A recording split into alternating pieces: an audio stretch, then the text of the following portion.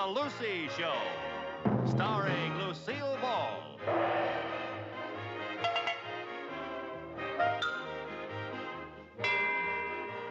Co-starring Vivian Vance.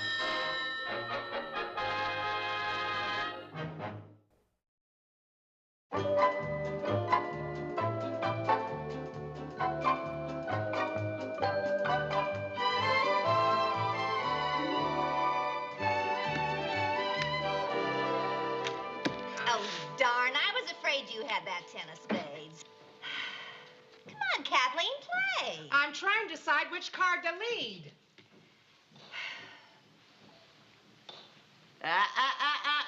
No signaling. Who was signaling? I was just getting the lint off my diamond ring. Oh!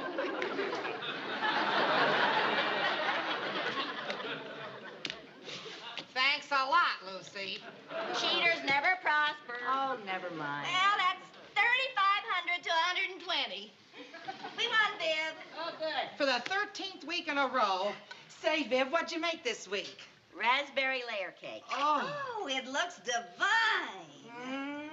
It is divine. Oh, say, Viv, you've done it again. You're a wonderful cook, Vivian. Oh, well, my grandmother and my mother were both wonderful cooks, so I really couldn't help be a good cook. It's a family trait.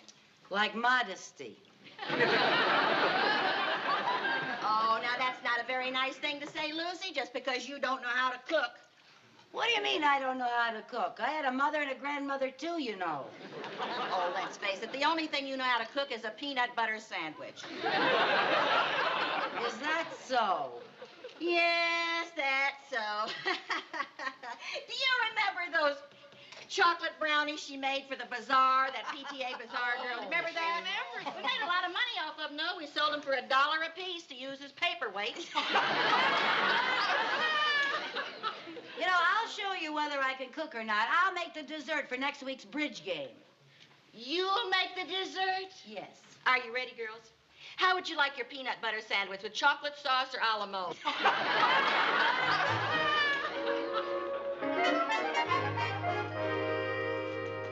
How you coming with your cake? Oh, Lucy, you took that out of the oven too soon. They'll fall. Viv, I'll make my cakes, you make your cakes, okay? Okay. Now, don't take that off while the cake's hot, because it'll stick to the pan. I don't need any advice from the world's greatest cook. Did you put enough egg whites in the frosting? Yes, I did. Now, you can't frost a cake while it's hot. I know that. Do you want me to frost it for you? Please, Mother, I'd rather do it myself. Okay.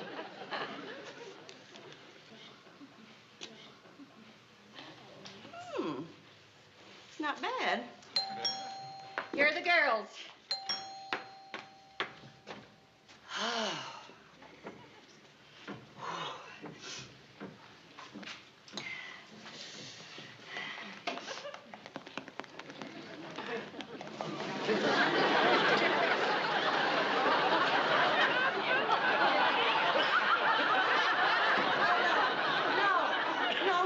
No, please.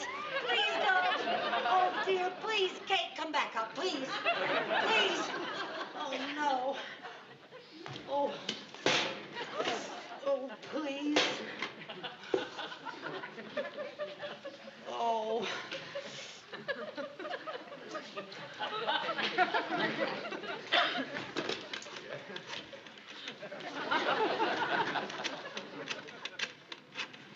And so, gentlemen, I suggest we approve the loan to the McQuillan Construction Company.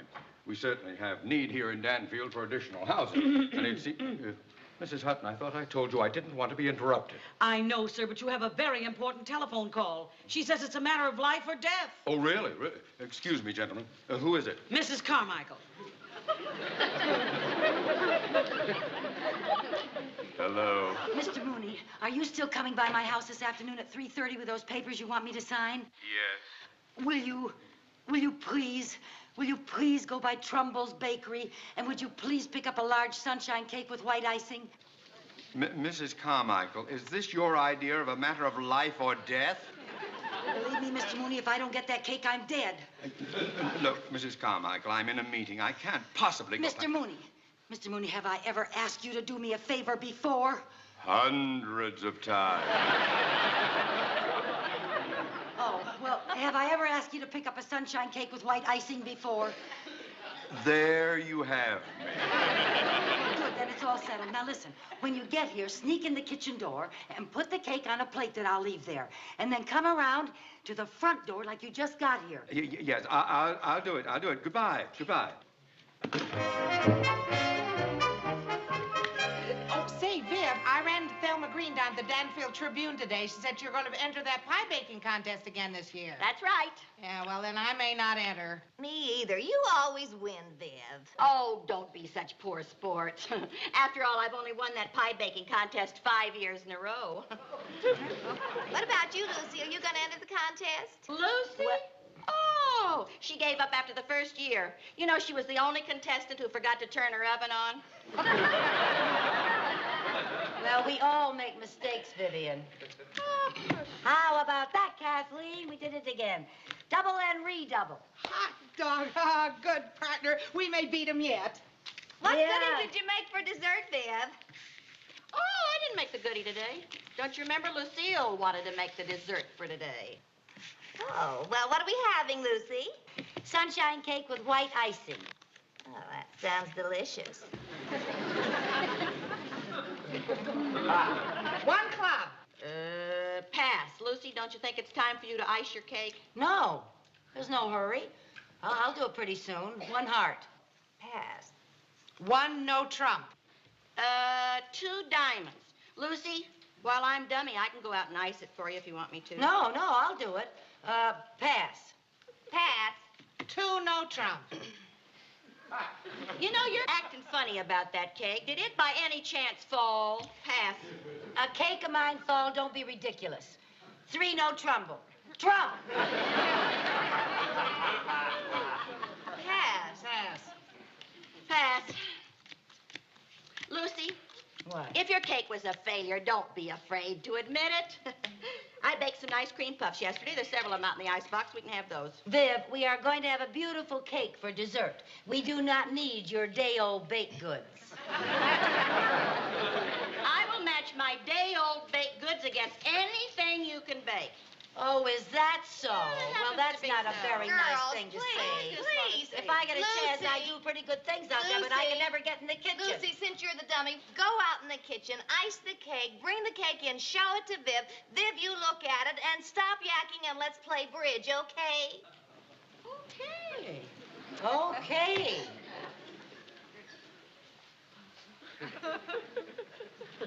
Lucy, go ice the cake.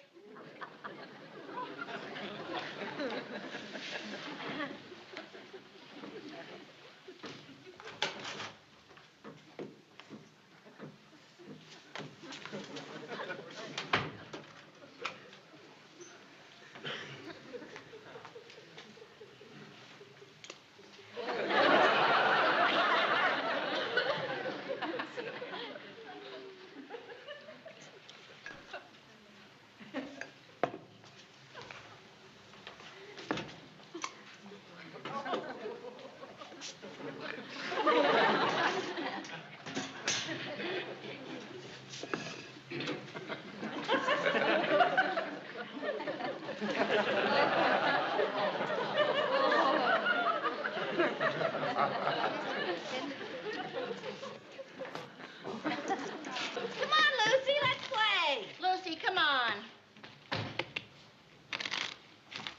Well, here it is. Oh, it looks delicious. No samples until I cut it. Oh, that is absolutely beautiful, Lucy.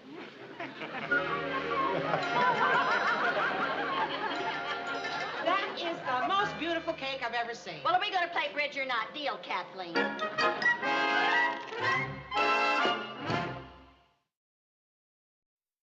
Viv, Kathleen and I decided to enter the pie baking contest just to keep you company. Oh, that's fine. Well, that's it. We bid for and made for.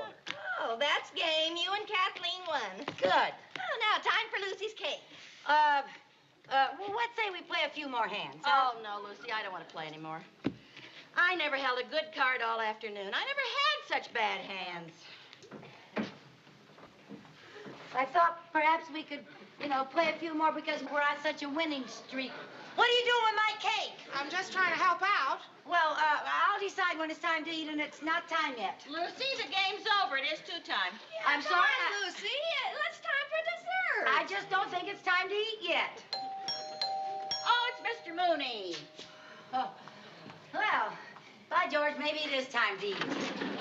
Hi there, Mr. Mooney. Hi, Mr. Mooney. Hi, Nice to see you. You're just in time for a nice piece of cake. Oh, Lucy, that cake's so beautiful, it's a shame to cut it. You know, if I hadn't seen you bake that with my own eyes, I'd swear you bought it at Trumbull's Bakery. Why do you say that? That's impossible. I just passed there. It's closed. See? Closed? That's right. You know something, Audrey? You're right. It's a shame to cut this. Why don't we have some of Viv's lovely cream puffs? But you said they were day-old baked goods. Sure, but everybody knows that cream puffs improve with age. Now, Lucy, come on, cut the cake.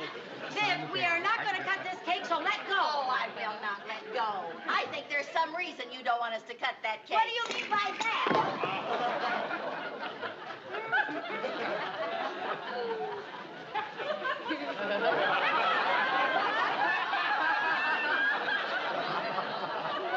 Well, Lucy, what happened to the cake? it fell. I told you so. I told you so. I told you so. So that's what I saw in the wastebasket in the kitchen. I thought somebody had run over a volleyball. You don't have to worry about our diets, Lucy. This cake is not fattening. Go ahead and laugh. Go ahead and laugh. Look, I'm going to show you that I can cook. I'm going to enter that pie baking contest, and I'm going to win it. Oh, you're gonna win. Yes, I'm going to win it, Vivian. Mrs. Carmichael, What? Are you still here? please sign these. Mr. Mooney, you can have a lovely piece of sunshine cake if you happen to have a can opener on you. Will you stop that, Vivian? Oh, I didn't know there were people who were going to be here. Oh, yes, we have an audience every year. Hello? Oh. Don't forget to turn your oven on. Oh, I will. Oh, hello, Eva.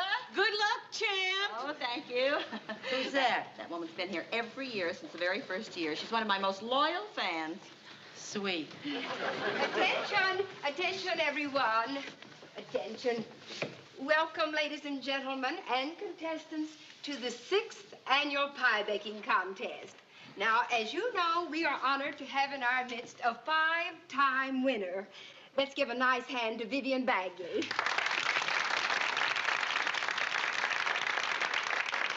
Now, each contestant is using her own recipe. The ingredients you requested are at your place, girls. That's it. Now, assisting me this year in judging this contest is one of Danfield's most distinguished citizens, Theodore Mooney.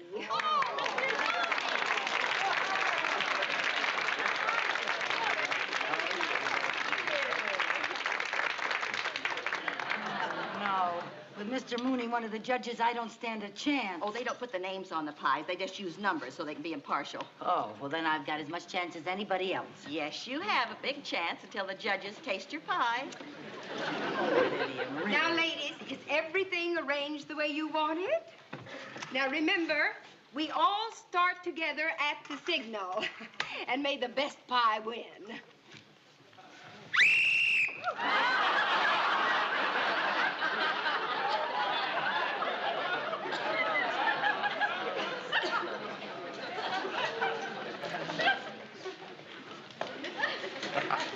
Scared me to death.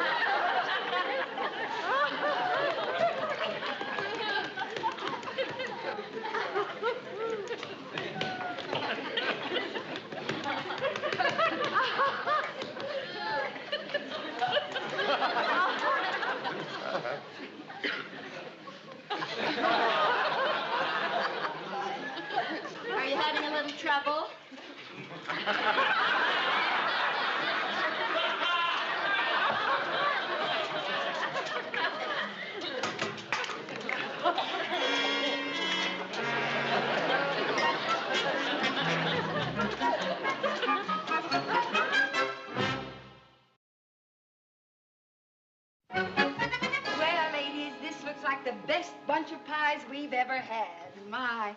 Now, maybe you'd like to freshen up just a wee bit because the photographer's going to want to take some pictures. And right after that, we're going to start the judging. Isn't mine pretty? Number 9 is in the bag. Well, I haven't got a chance. My pie turned out to be a complete failure. Really? How'd yours turn out, Kathleen? Oh, it's the best pie I ever made. Oh. Maybe you'll win. No, I won't. Looks so good, I ate it.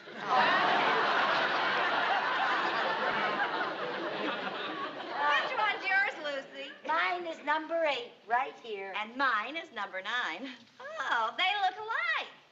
Well, they may look alike, but that one has a crust of pure cardboard. Well, I don't know about that now, Vivian. My crust wasn't so bad. And you did remember to turn on the oven.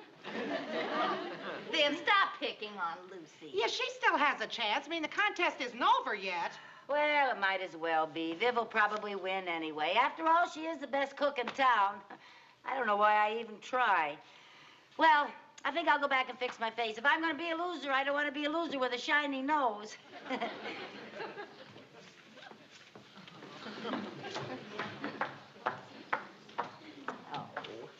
Poor Lucy. I wish by some miracle she could win. So do I. I can top that, so do I. Really, Viv? Oh, the poor little thing. I shouldn't have picked on her like that. I feel like a heel. Well, it's in the hands of the judges now. Let's go get ready for the photographers. Yeah.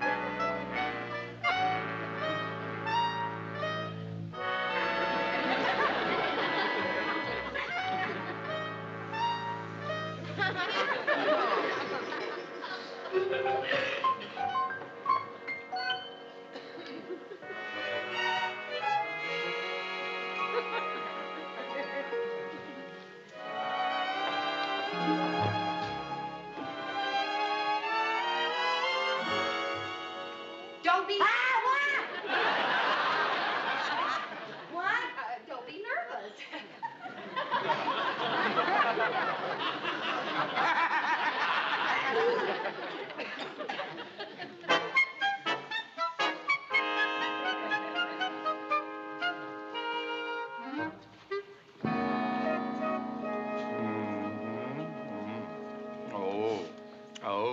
This pie is heavenly. Mr. Mooney, the contest. Oh, sorry. Yeah. Oh, which one do you think is the winner? There isn't any doubt about it. This is it. Oh, that one gets my vote, too. Good. Ladies and gentlemen, the winner is number 8. 8! That's me!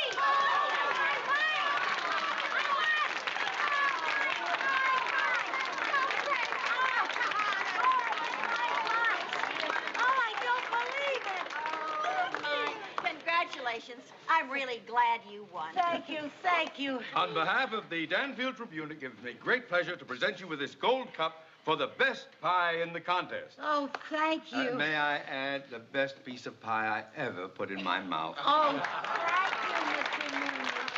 Thank you. Oh, would you care to say a few words? Tell us how it feels to win the cup? Oh, no, I couldn't. I was just lucky, that's all. Well, all right. Ladies and gentlemen... Well, maybe a word or two. I do want to thank everyone who was pulling for me, and I want to say that I had the stiffest competition that I have ever encountered. especially from the winner of the last 5 years, Vivian Bagley. I almost didn't enter this year, you know, because I didn't want to compete with Mrs. Bagley and jeopardize our friendship. But then, because of my friendship for Mrs. Bagley, I decided to give her some competition so that when she won, she'd have a real victory. Of course, she didn't win, she lost, but, well, that's how the pie dough crumbles. So thank you very much, ladies and gentlemen. It's been a real thrill.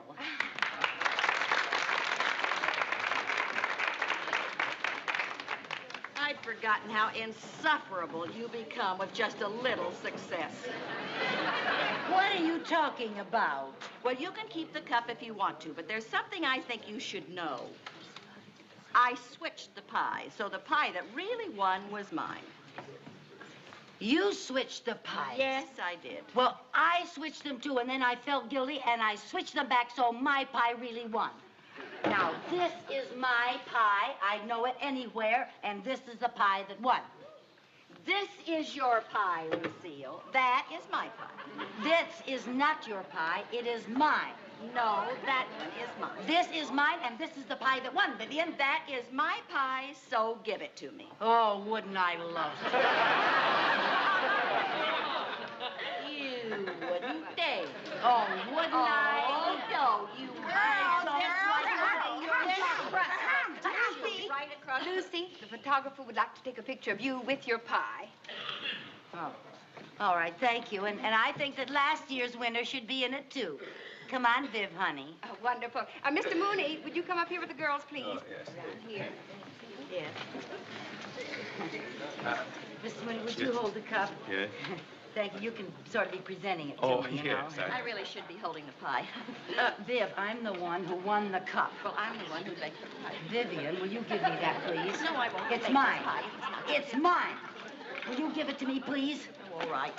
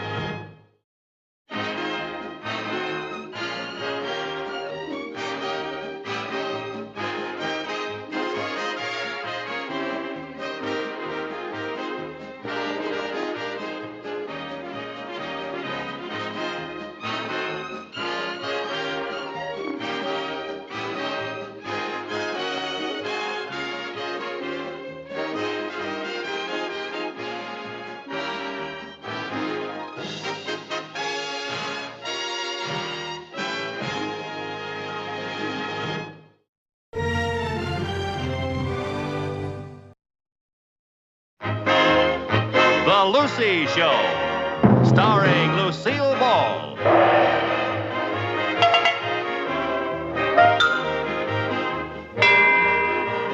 Co-starring Vivian Vance.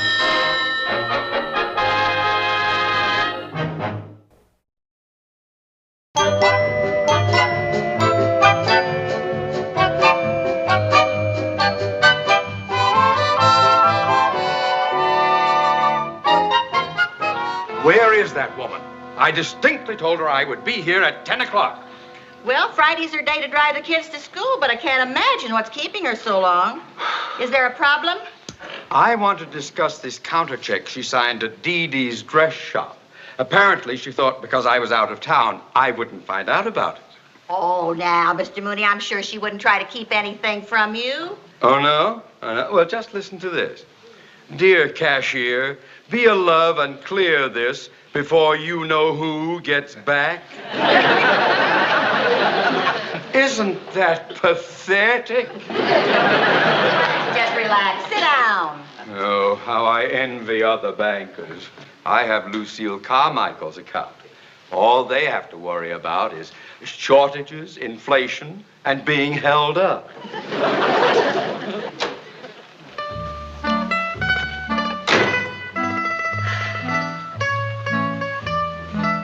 Well, it's about time, Mrs. Carmichael. Lucy, where have you been?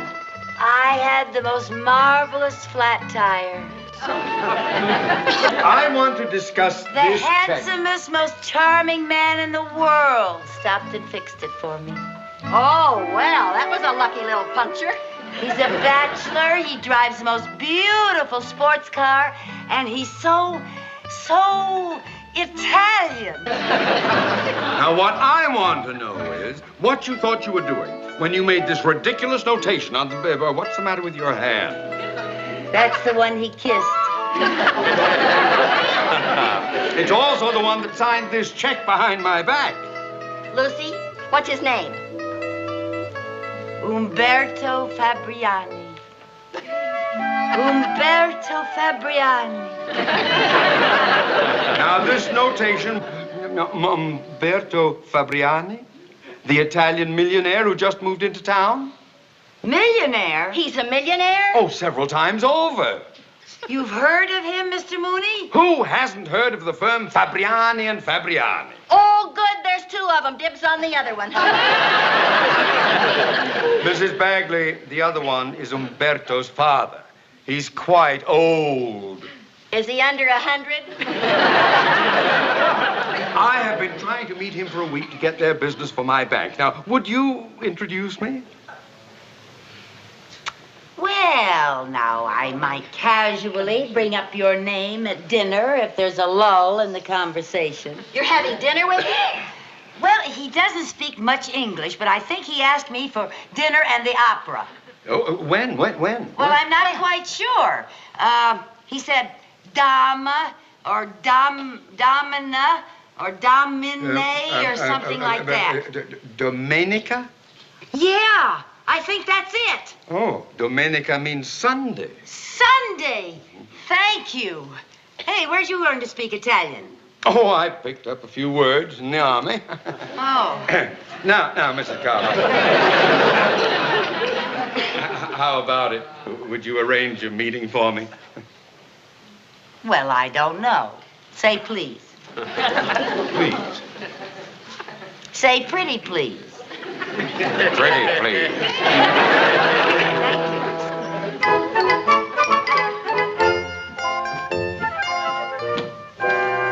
How's the Italian lesson coming? Oh, pretty good. Listen to this.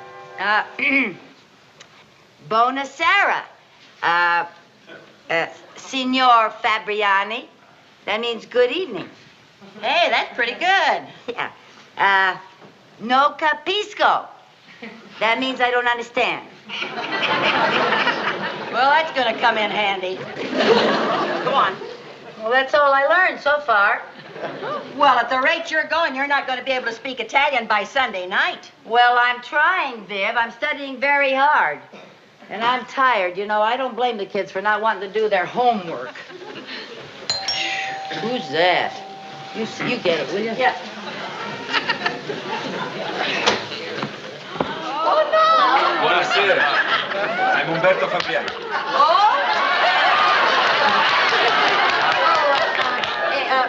You have the wrong night. The wrong night. Grazie. I wait, Signora Carmichael. Yes. Oh, no. Oh.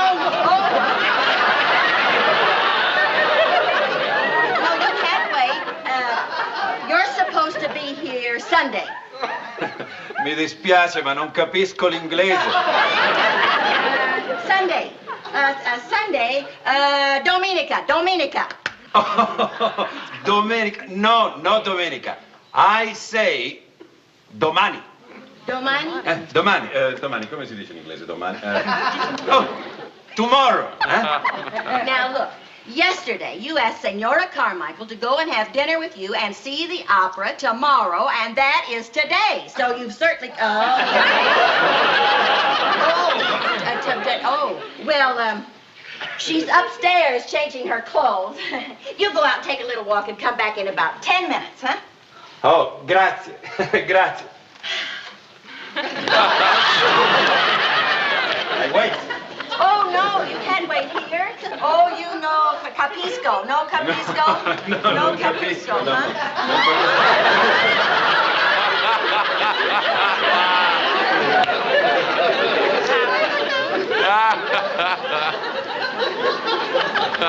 I don't capisco either.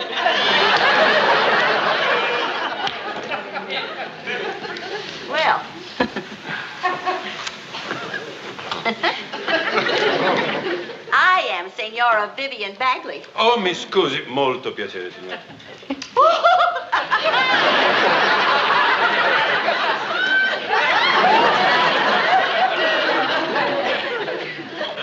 Lucy Lay? I'll take him to the Itchin' K while you amscray up the air stay and get estray. Come? Oh, you're Italian. I was speaking Spanish. The kitchen. Come on, go out to the kitchen with me. The kitchen. I'll fix you an espresso while you're waiting. Oh, espresso. Espresso. No, grazie. No espresso. Oh. Car. She said that you have a beautiful car. Would you take it outside? Take me outside? Non capisco. No capisco car. Beep, beep. L'automobile. L'automobile? Oh, take me outside, show me your l'automobile. Lucy says you have a marvelous l'automobile. I've always wanted to see an Italian l'automobile. No. Ho preso un taxi. You took a taxi. Sì, ho preso un taxi, sì. Well.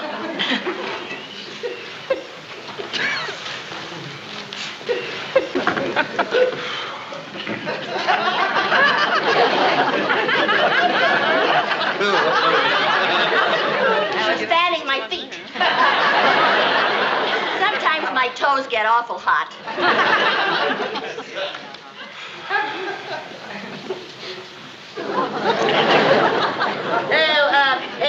Which way is Italy? Is Italy over that way? You know, if I went out the front door, I wouldn't know which way to start to Italy. Non capisco. No capisco Italy. Well, I just love to capisco.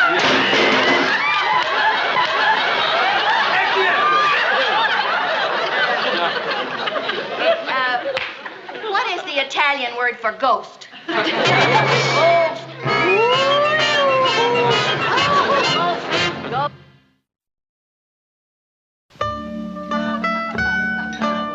Grazie. Vi prego.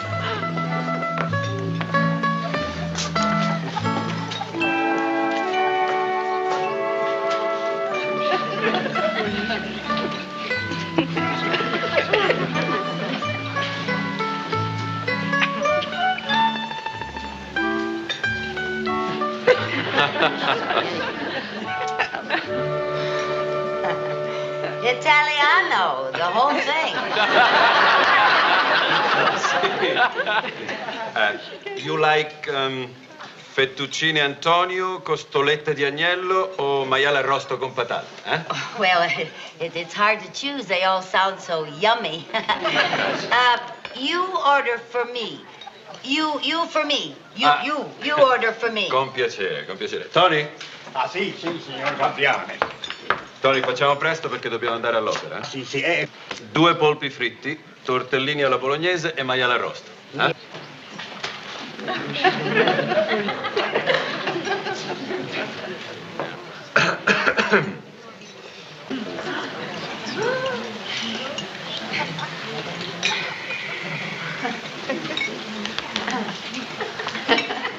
I'm taking off my gloves.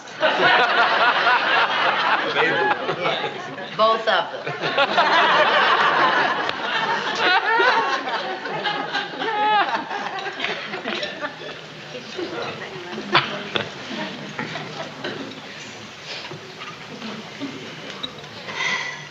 Buonasera.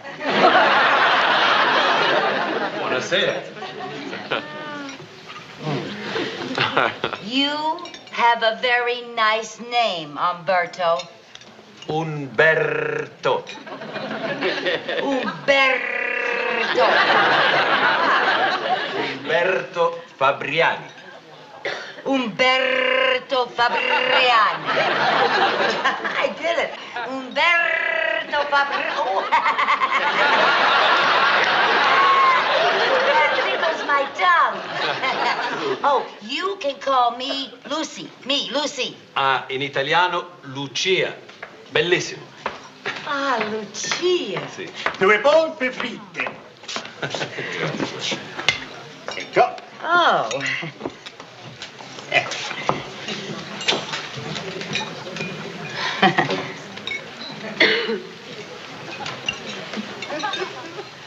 Come sono i polpi? Buonissimi.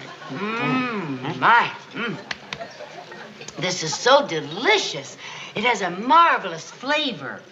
It's very interesting. Most Americans don't like fried octopus.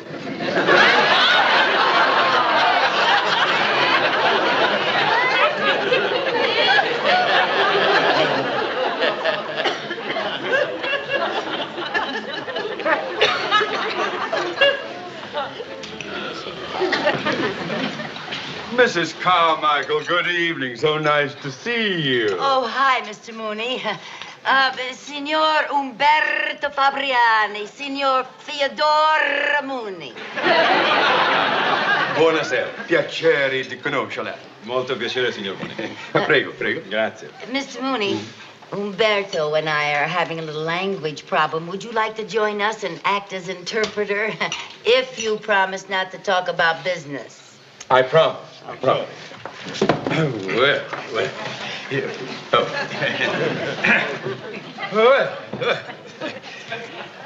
Oh.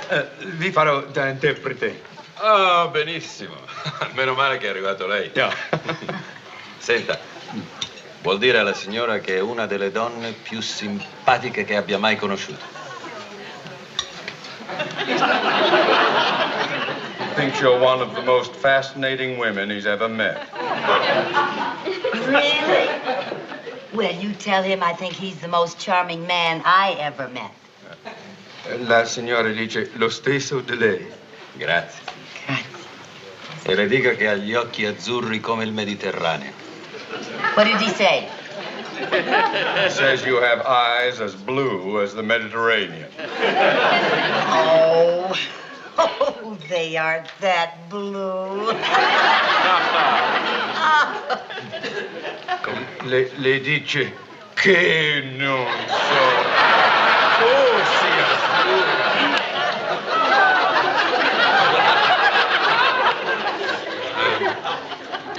Mr. Mooney, tell him that I am studying Italian so we can have some nice long talks together and get to know each other better. No, sta studiando l'italiano. Oh. A proposito, se ha bisogno di me, sono alla Danfield Bank. Oh, grazie. I didn't say anything about the Danfield Bank. You promised not to talk business. You're a bilingual sneak. Mia moglie ed io saremmo felicissimi di avervi per cena al nostro club stasera. Oh, grazie, volentieri, ma se la signora Carmichael è d'accordo. What are you talking about? Oh, well, I asked him if the two of you would care to join Irma and myself at the country club tonight. It's our annual St. Patrick's Day dance. And he said it would be entirely up to you. Well, you know, it might be fun to go to the St. Patrick's Day dance. Oh, good. La signora dice, d'accordo, possiamo andare al club. Oh, benissimo, bene. You know, I can hardly wait to see the looks on the women's faces when I walk in that dance with him. Anche lei non vede l'ora.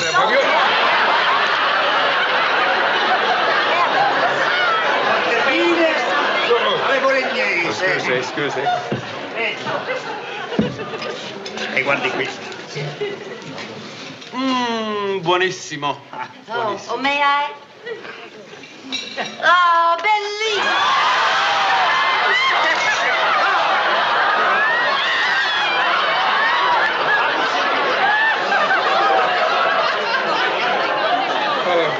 Thanks a lot. You certainly fix things up fine. Well, I didn't mean to. Oh, mi dispiace. No, non fa niente. Non posso neanche cambiarmi perché l'altro abito da sera all'Oscar Cleaners. What'd he say? What'd he say? Well, he says he can't go to the dance now. His other tuxedo is at Oscar's Cleaners. Oh, well, why don't we go to the cleaners and get his suit? He can wait here. We'll be back in a jiffy. They won't be open this late. Well, now, Oscar stays open late lots of nights. Oh, what I said. Signor I will Fabriani. tell him what you're going to do. Oh, good. Come along, hurry. We gotta get out. Wait. Arrivederci.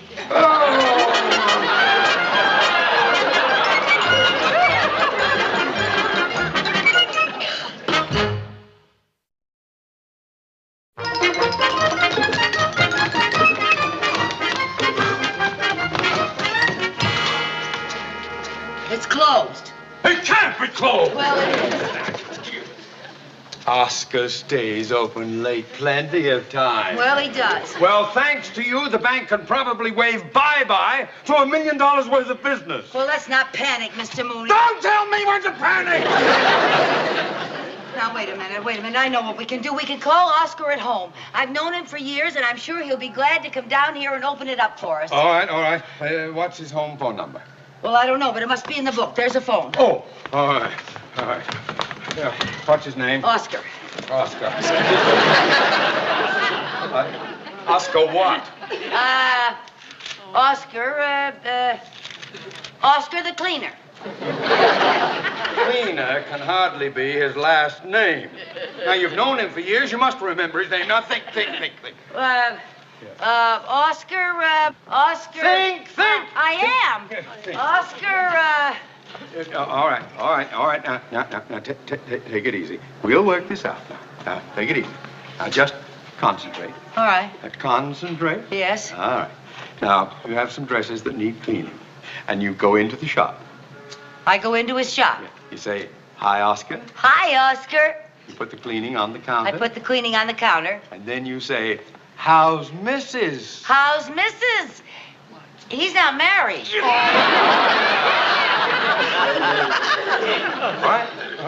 right. We'll try again. Yeah, now, he gives you the laundry you left last week. I didn't leave any laundry last week. Where can you? All right. I left some laundry last week. All right, now, you write him a check. I write him a check. Payable to? Payable to? Oscar.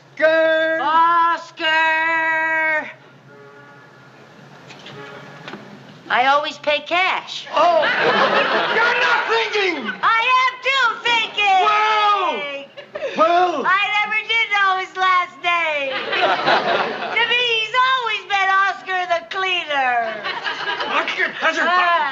Who? I can't help not knowing his last name. Hey.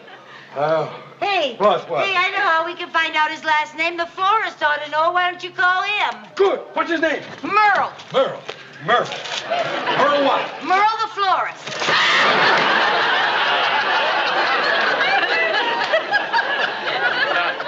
Why do I ever listen to you? All right, I'll handle this. There's one person in this town who knows everybody's name. All we have to do is call George the mailman.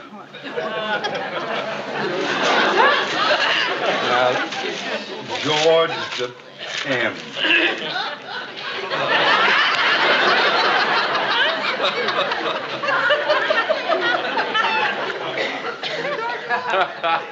See?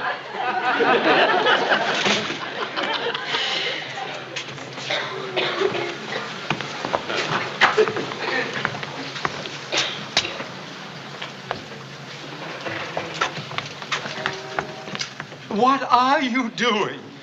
Well, I thought maybe I could find his name on something. Good thinking. Hey, Huh? there's a bowling trophy on the shelf. That's got to have his name on it. Well, yeah. Oh, the printing is too small. I can't read it. Oh, for heaven's sake. See it back there? Yeah. Can you read it? I could if this was a bifocal window. I'll call Viv at home. Look, if we can't read it from here, she certainly can't read it from your home. I meant that I'll have her bring our binoculars. Give me a dime. Oh, binoculars. Yes. Oh, there we are. There's a dime. I got it, Mr. Mooney. Oscar's last name is Steigers. Look it up in the book. Hey, are you sure that's his name? Look for yourself. All right. Just a minute. All right.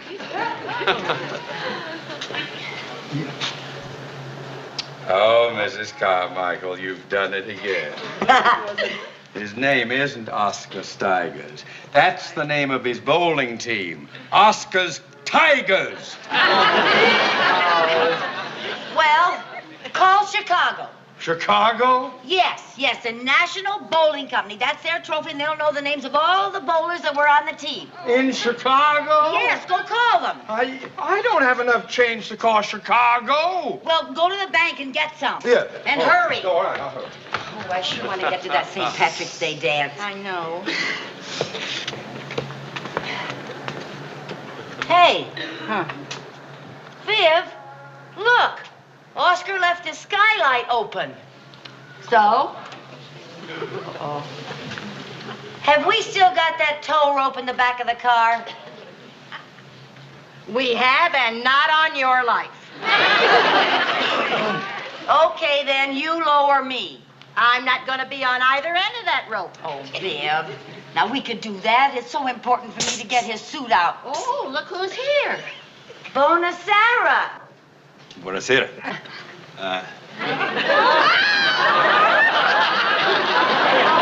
Scusate l'eleganza, ma ho dovuto spogliare Tony Di Bello. Oh, you must have borrowed Tony DeBello's suit. Well, don't you worry. We're going to get your suit. Bonasera. Oh, knock it off. Come with me now. Come on.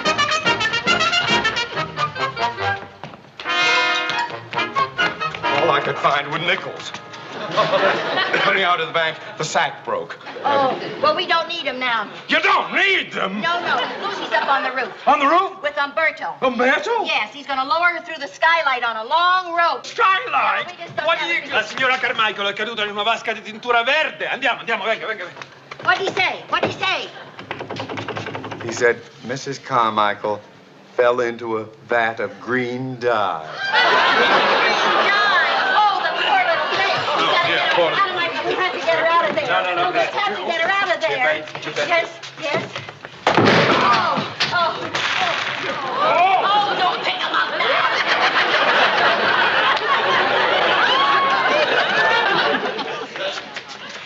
Lucy? Lucia? Mrs. Carmichael?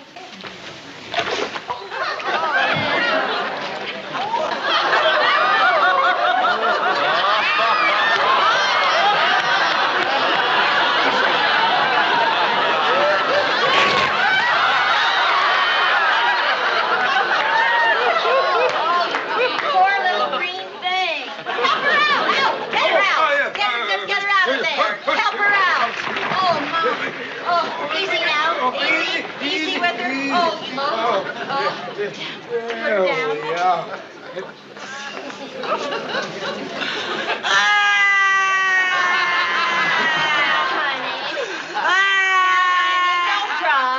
Don't cry, honey. At least you're the right color for the St. Patrick's Day dance.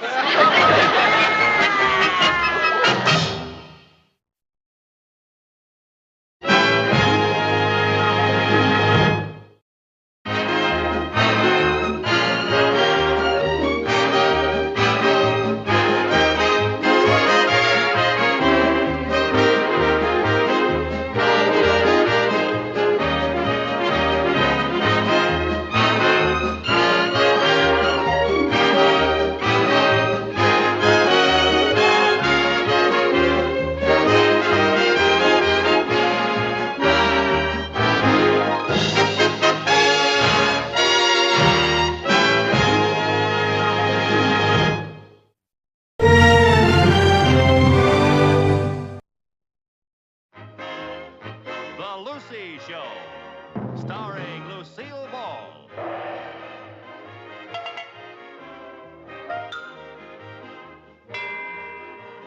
Co-starring Vivian Vance.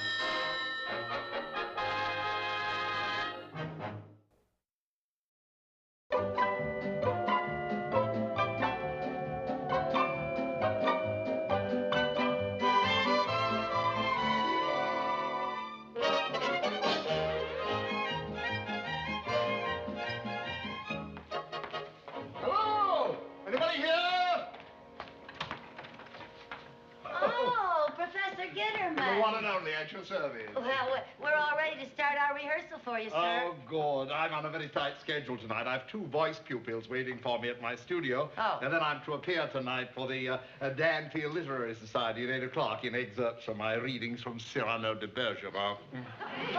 Oh, well, we certainly appreciate your taking your time to help us. It's really wonderful of you. Yes, isn't it? Shall we commence? Okay, girls, here we go.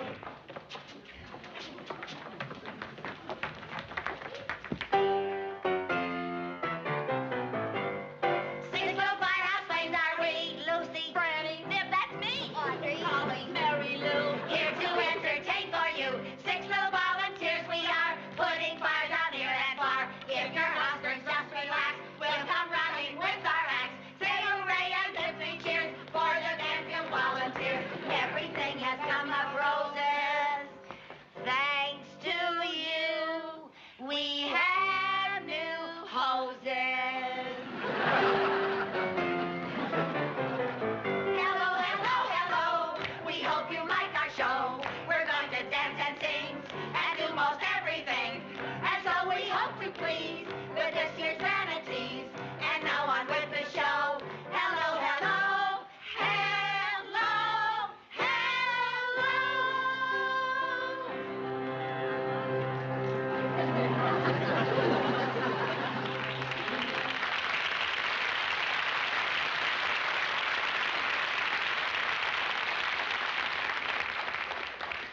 Well, sir, that's our opening. What did you think of hello? Goodbye. What do you mean by that? Now, then, we know the number's a little rough, but we've only been rehearsing for 5 weeks. Yeah, pretty good for that. All right, now, wait, girls. We have asked Professor Gitterman to come here and help us with our show, so let's please hear what he has to say. Professor, what do you suggest we do with the opening number?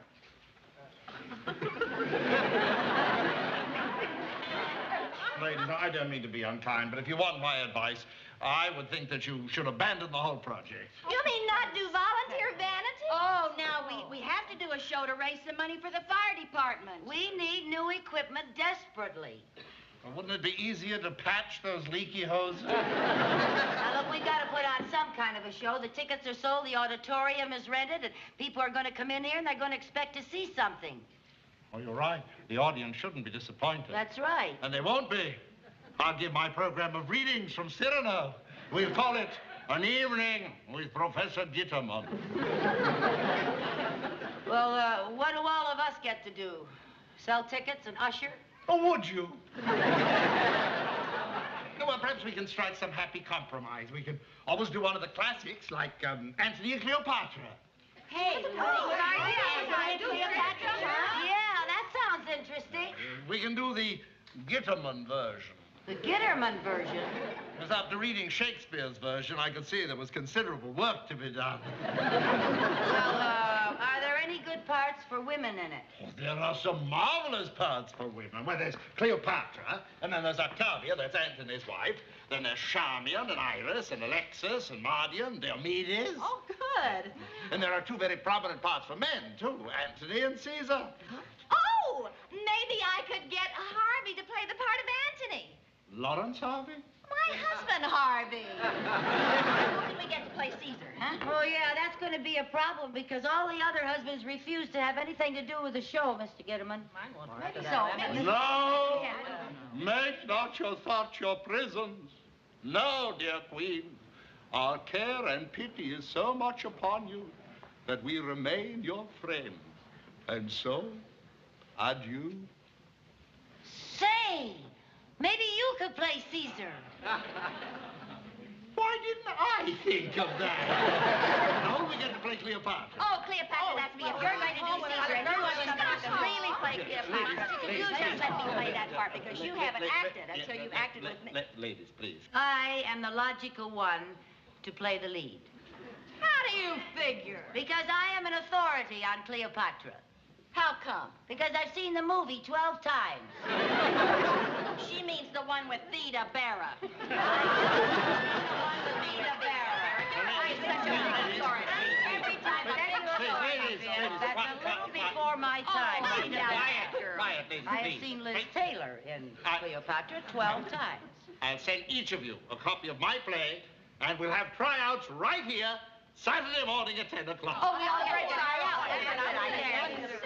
Oh, well, wait a minute, girls. I have an announcement to make. I got a letter from Commissioner McCulloch over in Ridgebury reminding me that we haven't had a fire drill all month. So, sweet ladies, heed my counsel. Keep thy boots and thy helmet near thy bedchamber. And keep thy axe as sharp as a serpent's tooth.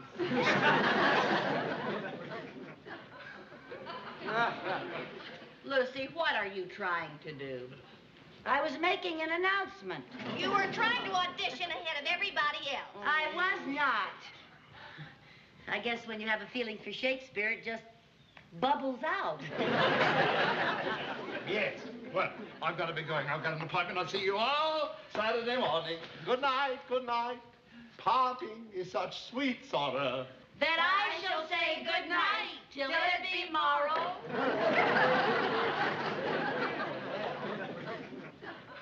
Well, go ahead, change your clothes. Rehearsal's over.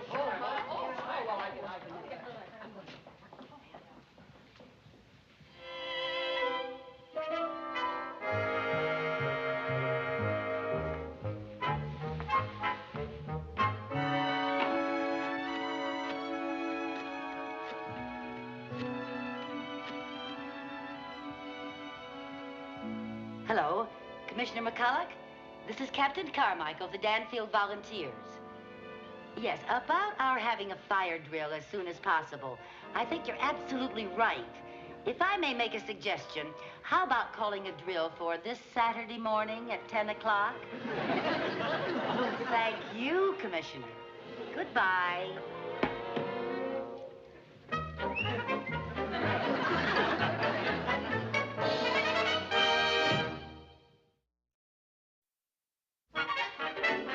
Would you read that speech again? Oh, Caesar, what a wounding shame is this. That Wounding. What? Wounding. Wounding? Wounding. Oh, Caesar, what a wounding Are you sure? It's traditional wounding. Oh, Caesar, what a wounding shame is this, that thou vouchsafing Stop, their stop. citizens- You're right. You have improved. Oh, thank you, then I get the part? Yes. Oh, thank you, I'm thank very you. important appointment. I can't wait any longer. Oh, Mrs. Carmichael, Yes. would you do me a very great favor? Of please? course. If and when the other ladies put in an appearance, would you be good enough to distribute the minor roles as you see fit? Oh, I'd be glad to. We'll have the first rehearsal here Monday night at 8 o'clock sharp. Yeah, Monday night, 8 o'clock. Sharp. Sharp, yes, sir. Yes, sir.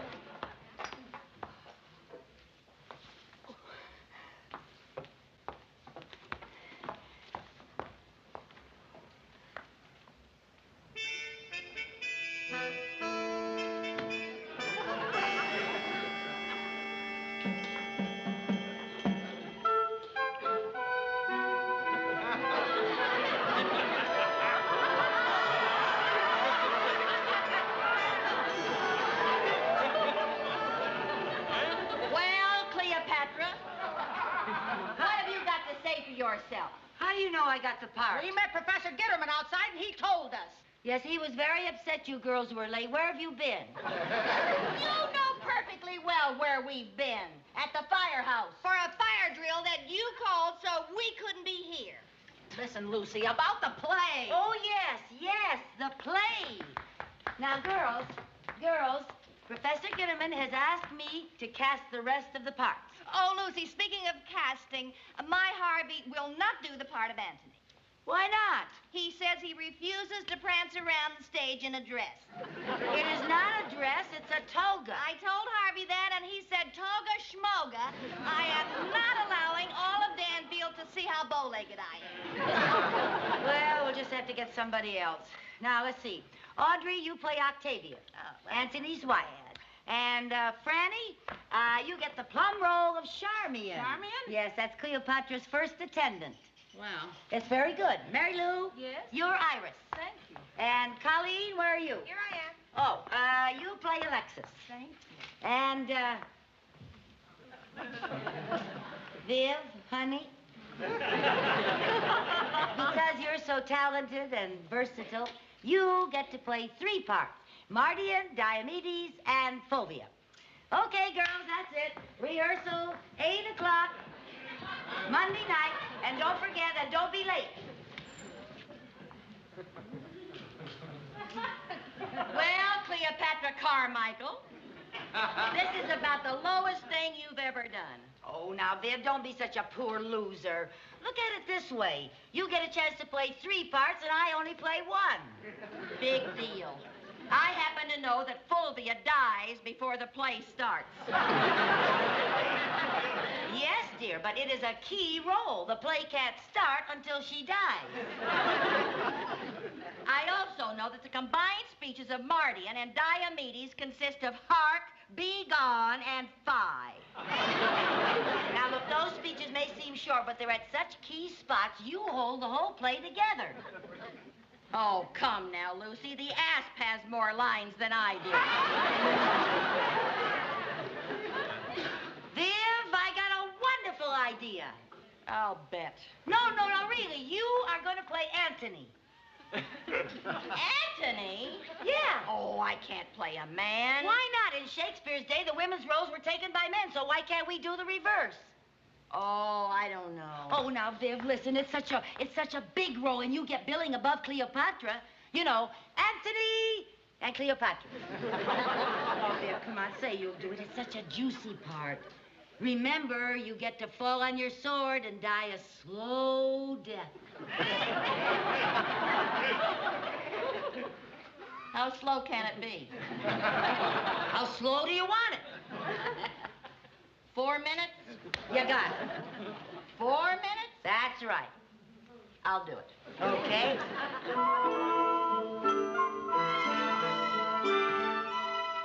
I come to Egypt not alone to conquer the valiant Antony, but I confess also to win thy heart, O Queen of the Nile. Almighty Caesar, you have conquered us both. Mrs. Carmichael, this is the theater, and you're going to have to project. Those people in the back row will want to hear what you're saying. Oh, well, you see, I thought since I'm about to die in this scene that I would speak softly because I'm so unhappy, you know. Well, not half so unhappy as those people in the back row who paid $4 for each seat. All right, sir, I'll try to speak up. Thank you. But I confess also to win thy heart, O Queen of the Nile. Almighty Caesar, you have I said project, not blast off. I'm sorry, sir. And so, farewell. Farewell, brave Caesar. Alas, when Caesar doth return, this queen shall be dead.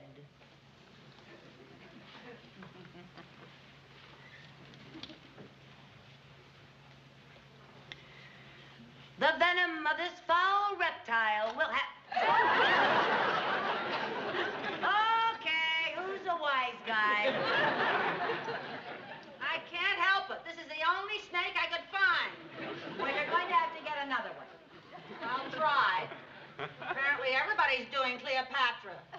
This is the last asp in town.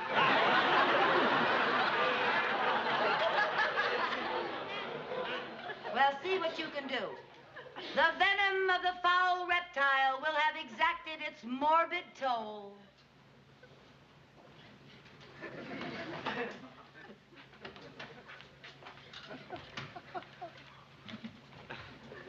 Antony, my noblest love, Ere I do combat with mighty Caesar and lay down my life in this most noble cause, my aching heart cries out, farewell, farewell. 'Tis but a brief farewell, dear Antony. A monstrous reptile's deadly venom e'en now winds its way toward my broken heart. Oh, sweet queen. I fall upon my shoulder and join thee in sweet repose.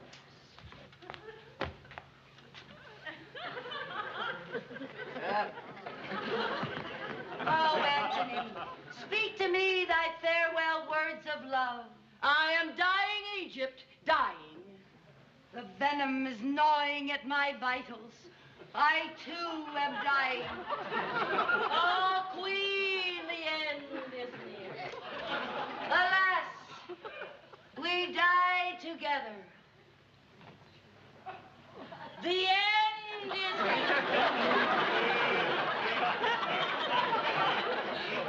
My spirit is going. 'Tis done. The end is near. How long does it take you to die? I am not going to die until after you die. Why should I die first? Cleopatra is the star. Well, Antony has top billing, remember? Antony and Cleopatra. In Shakespeare, you always die alphabetically. You just made that up. I did not make it You've up. always got something on the tip of your tongue to say. No, Antony that is not true. That's not true. Someone told me that. Who is an authority now? Die alphabetically. Please.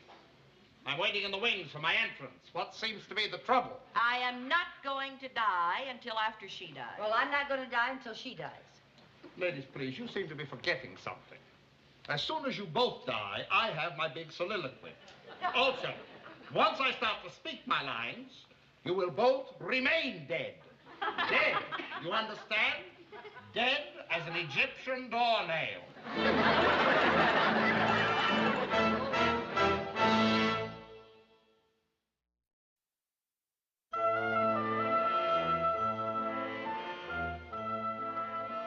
Hail Anthony.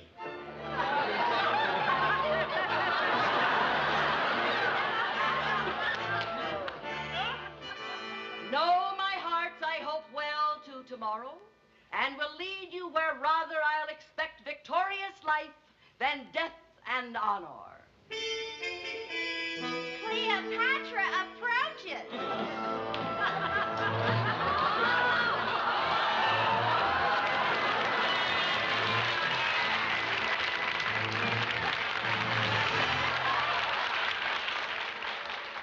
Come, give me ink and paper. Antony shall have each day a queen. Yay, my queen.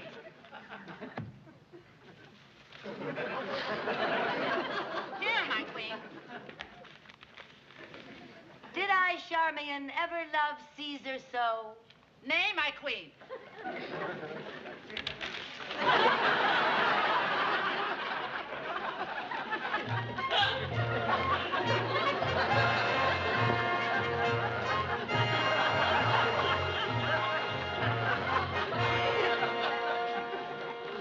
Professor Gitterman says if we keep this up, we're going to be Danfield's answer to the old Vic.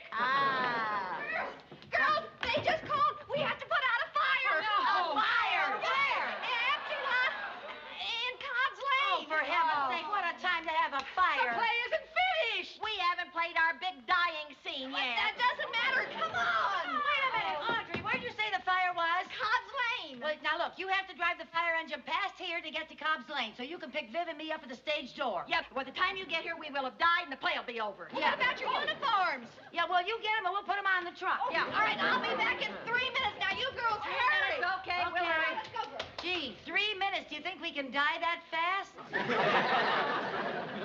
I will if you will. Okay, I will.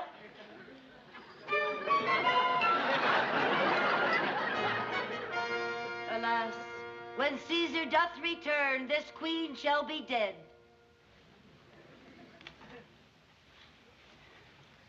The venom of this foul reptile will exact its morbid toll.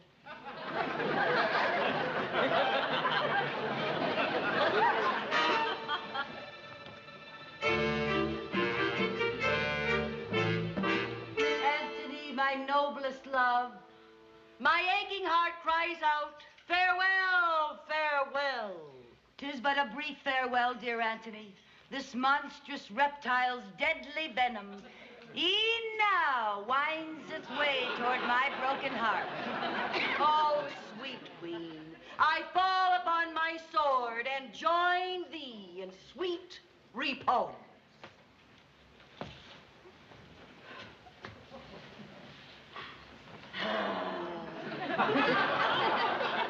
Oh, Antony, speak to me thy farewell words of love. I am dying, Egypt, dying. The venom is gnawing at my vitals. I, too, am dying. Oh, sweet queen, the end is near. Alas, we die together.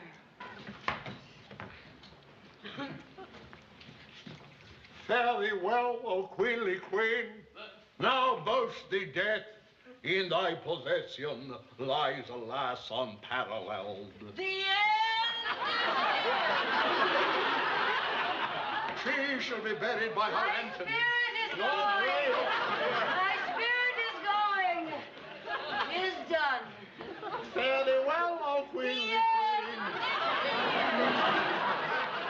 Oh, Antony, I have followed thee My to this, spirit but we is do going.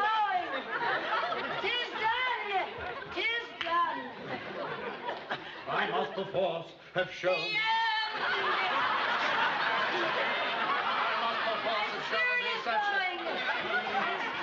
Day as we could not surely The end. The end is near. Oh, your Antony, who, with his own hand, with his own dagger, has stabbed himself to death.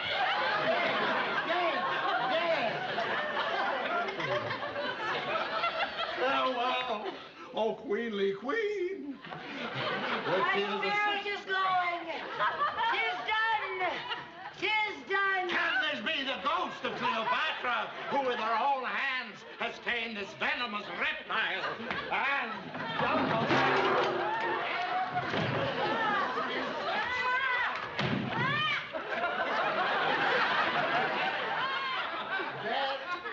dead for a ducat, dead. But yet, let me lament with tears as sovereign as the blood of France. My brother, my competitor in all design, my maiden empire, friend and companion in the front of war, the arm of my own body. And this heart where mine is. My spirit is going. 'Tis done. Oscar, still unreconcilable, and believe Caesar's no merchant to make price with you of things that merchants. So, therefore be cheered, make not your thoughts no prison, no, dear queen, for The end is near.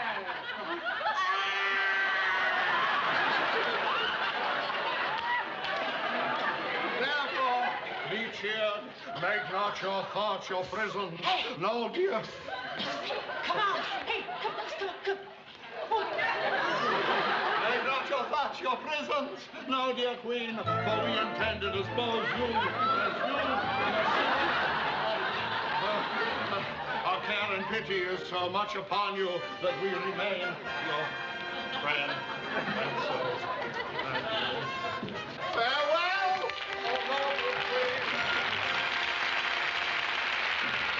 Our army shall in solemn show attend this funeral, and then to Rome.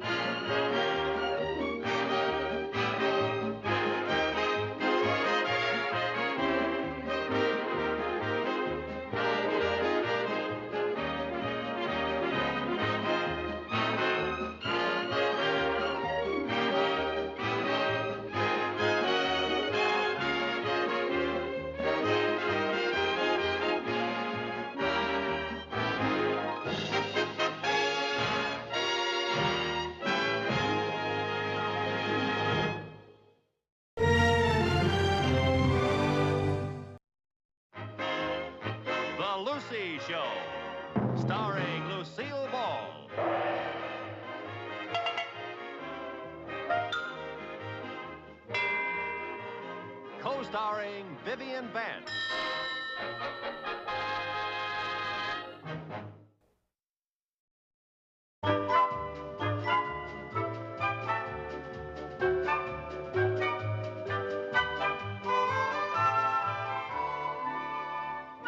Uh-huh. You did? Oh. Oh, wait a minute, Eddie. I'll ask her. Lucy, how'd you like to have a blind date Saturday night?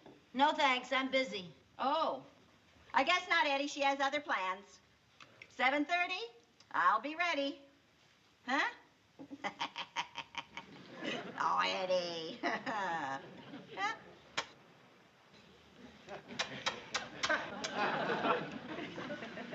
What is she doing? She's throwing Eddie some kisses over the phone. Well, if you got a kiss, that's the only way to do it. Okay, Eddie. Toodaloo. I didn't know you were busy Saturday night. What are you going to do? I'm taking the kids to the movies. Oh, gee, Mom, I didn't know about that. Cynthia's coming over and we're going to do each other's hair. Oh, well, that's all right, dear. Just Sherman and Jerry and I'll go. I'm sorry, Aunt Lucy, but I'm playing basketball at the Y Saturday night. Oh. Well, looks like that leaves just you and me, Jerry. I can't go either. Why not? Don't you remember Billy Simmons is having a dumb old birthday party? Oh, that's right. What's so dumb about a birthday party? He invited girls. Well, now, what's the matter with that? Yeah, girls are neat. When you get older, Jerry, you'll like girls. I should live so long. Come on, Jerry, let's go do our homework. Okay. Yeah, I've got a lot of homework to do, too. I better get started. Excuse me. They're going to do their homework? Uh-huh. Are they sick or something? No, the TV set is broken. Wait a minute. What? Lucy, you weren't really busy when I asked you to go out Saturday night, were you? No. But after that dud you and Eddie fixed me up with last Saturday night, I've sworn off blind dates forever. Oh, this one's different. Oh, sure. He is. He's a client of Eddie's. I met him, and we're both crazy about him. Well, then you two go out with him. Oh, wait a minute. Will you listen to me? His name is Bill King. He's charming and attractive. He's very witty, and he's got scads of money. Well, how come this combination Cary Grant, Bob Hope, and J. Paul Getty can't get his own date for Saturday night? Because he's fussy. Well, I'm fussy, too. Boy, are you. Whoosh. Oh, come now. I'm not that fussy. Yes, you are. Every new man you meet has to suit you perfectly. Oh. You'll find something wrong with every single one of them. That one's a bore. This one's a tightwad. That one doesn't like children. This one can't carry a tune. He wears wax on his mustache. He wears alligator shoes. He is All right, Viv, you made your point. I'm just trying to make you see how picky you are. Lucy, you've got to learn to play along. Make a man's interest your interest. If he likes fishing, you tell him that you like fishing. If he likes baseball, you say you like baseball. You've got to learn to adjust. But that's dishonest. Supposing you start off that way and end up marrying the man. Oh, after that, it's up to him to adjust. Well, I guess you're right. Maybe I am too persnickety. Then you'll go Saturday night, huh? Well, now, maybe I will. Tell me some more about him. You mean more than he's handsome, he's clever, and he's loaded? Well, I have to learn to unpersnick gradually. Oh, I'm going to call Eddie and tell him you'll go. And if I know Bill King, we'll probably go to 21 for dinner, and then we'll take in a Broadway show, and then we'll go supper dancing at the Waldorf. Well, if I tried, I guess I could learn to adjust to that.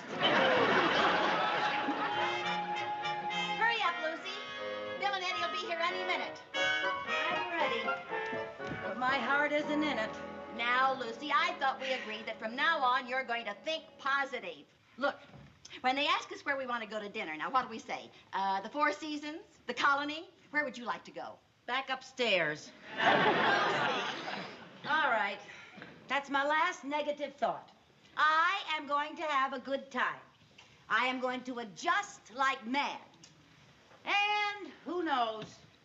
He may be the man of my dreams. Good girl. And even if he isn't the the man of your dreams. At least it'll get you out of the house for a change. Yeah. You know, it isn't very often that we get to get ourselves all gussied up and go in for a big night on the town. Yeah, that's true. There they are. Hi, Tootsie. Hi. You remember Bill King? Hello, Bill. Good to see you again, Vivian. Oh, it's good to see you again. Hi, Lucy. Bill, I want you to meet my friend Lucy Carmichael. Bill King. How do you do, Lucy? Hello. Didn't I tell you she was gorgeous? Oh, Eddie. Gorgeous. She's a knockout. Oh, my goodness. Easy, fellas. You're embarrassing her. Vivian, I'll let you know when I'm embarrassed. Well, shall we go? Tootsie, on our way over here, Bill had a great idea about where to eat dinner. Yeah, I got to figuring that you're probably just as bored as I am with 21 in the Stork Club. Oh, yes. Bored to tears. No, so I thought we'd eat someplace different for a change. Well, she hasn't been at the colony for, maybe 2 or 3 weeks. Oh, he didn't mean the colony. We thought for a change we'd have a home-cooked meal. And just where were you planning to cook this home-cooked meal? We thought we'd eat here. Here? You mean this here? Well, I figured anyone as gorgeous and popular as you doesn't get many chances to eat at home. Oh, no. Well, that's right. I barely know where the kitchen is. Well, Tootsie, how does it sound? Well, anything you fellas want to do is all right with us. Isn't it, Lucy? Oh, sure. Oh, darn it, I just remembered there isn't a thing in the house to eat. Yes, that's right. So, looks like another boring evening at 21. Mm-hmm. Oh, we took care of that. On our way, we stopped and bought 4 of the most beautiful steaks you ever saw. Yeah, I got them out in the car. I'll go get them. I'll start the charcoal in the barbecue.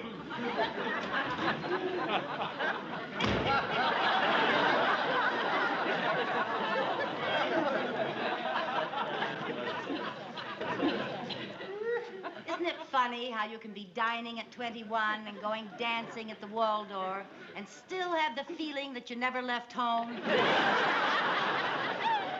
now, it didn't work out exactly as we planned, but you'll have to admit he's pretty cute.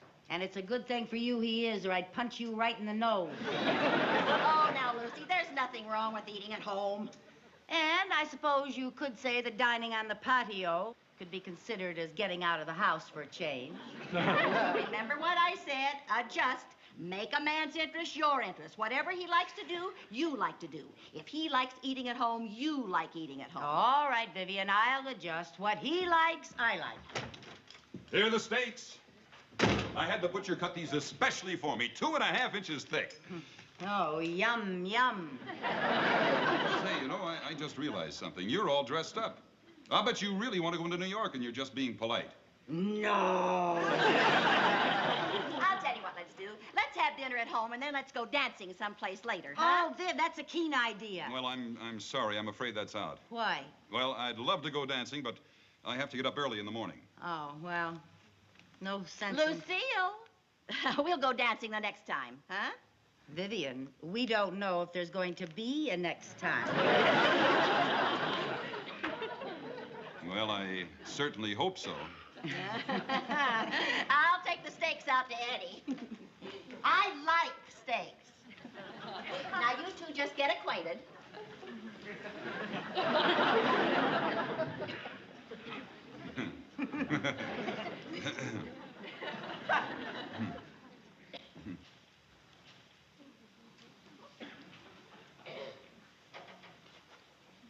Oh.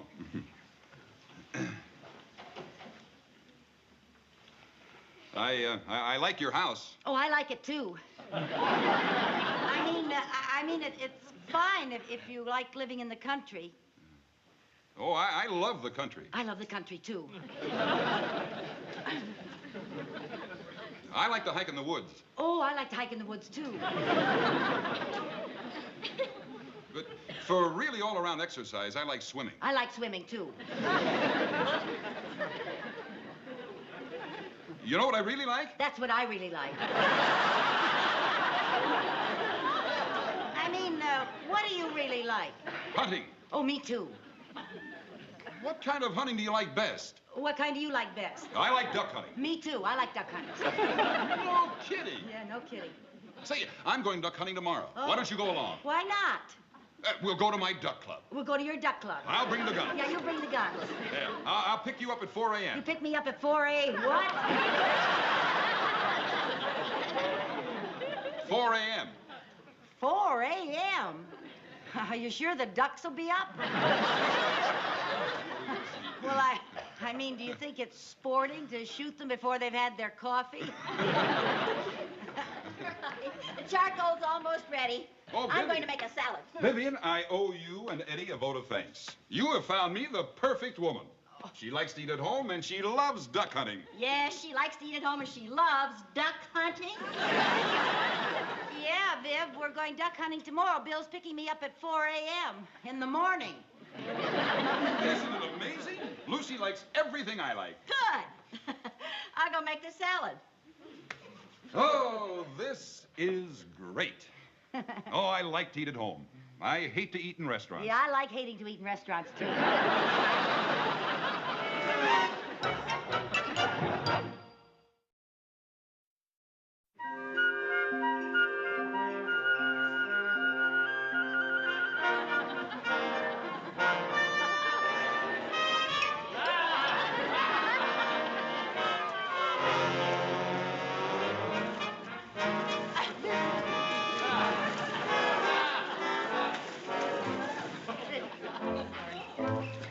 I wouldn't have missed this for the world.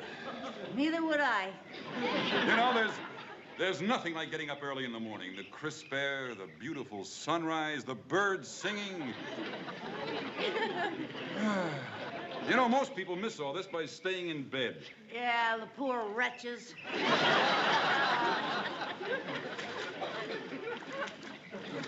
Oh, by the way, which duck do you like to shoot? Which duck do you like to shoot? Well, I'm a mallard man myself. Oh, I'm a mallard man, too. Although for good sport, I rather like the hooded mergansers. Yeah, well, I must admit that the hooded mergansers are good sports. Well, it won't be long now. We'd better get ready. Yeah. Oh, what kind of gun do you prefer? Well, why don't you just pick one out for me? Well, you know better than I what shape your shoulder's in.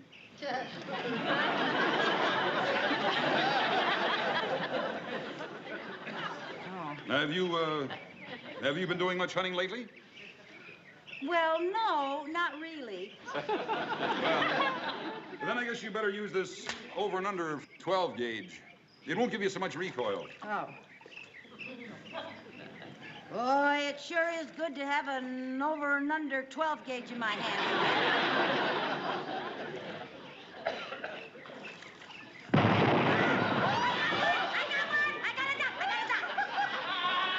Lucy, that is a decoy. Well, it sure fooled me.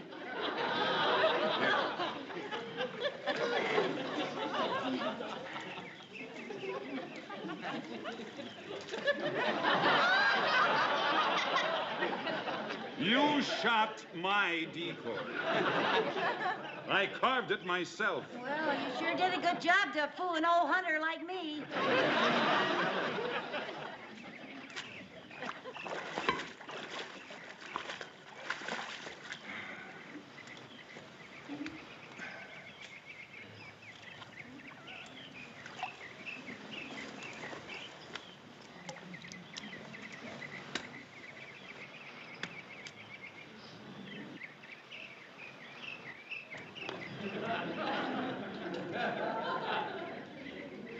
The ducks will be along any minute now, huh?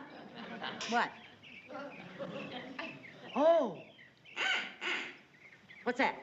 Well, that's Van Tassel. This is going to be my first Van Tassel of the season. Lucy, no! That's Charlie Van Tassel.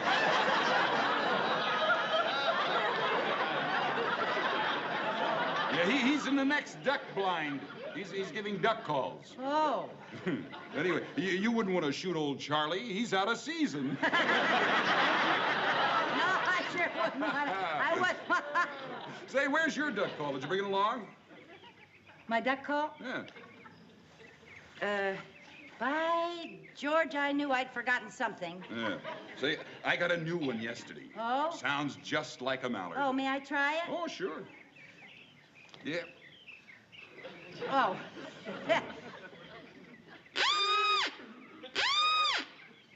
Gee, that sure sounds like a mallard, all right. What's the matter? The mud just moved. That's not mud. That's a bullfrog. A bullfrog? My duck call. Oh, I'm sorry. I'll get it. I'll get it. Are they large bullfrogs? No, but you watch your step. Okay. They're right over in here, didn't it? I don't know.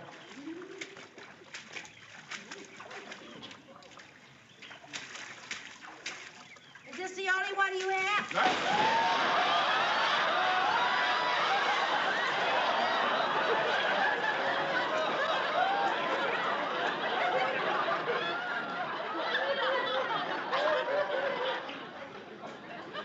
Did you find it? No, I didn't find it. Would you help me out of here, please? Certainly.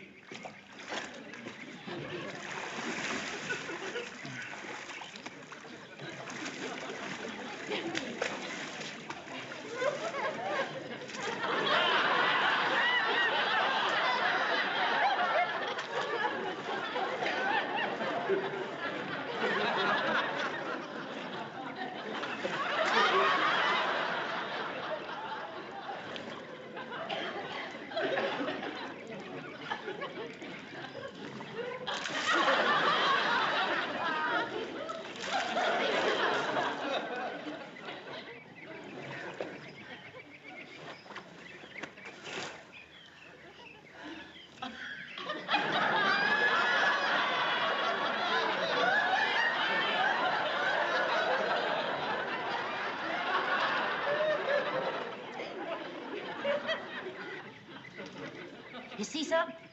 I think I see some company. Oh,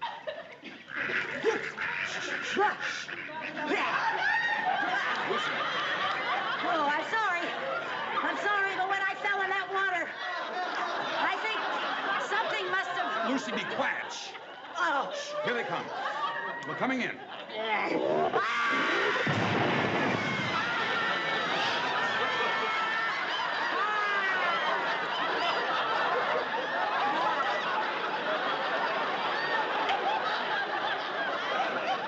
I'm sorry, but could you sit still if you had a big frog in your waders? I guess we'll just sit down and wait for more ducks, if there are any. Right.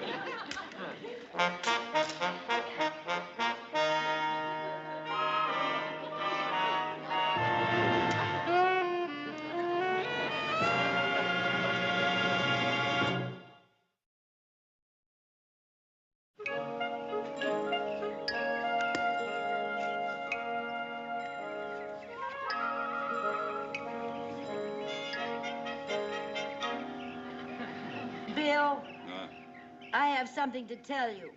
What? Well, you may not believe this, but this is the first time I've ever been duck hunting. No kidding. You see something? No.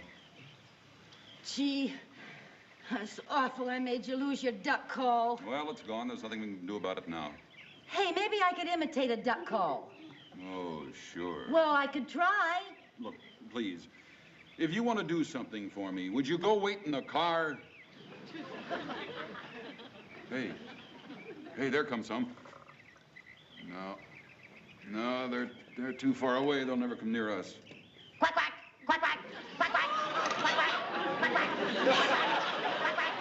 quack, Lucy, for heaven's sakes, that won't do any good. You're just... Why, they're coming closer. Well, don't just sit there. Start quacking.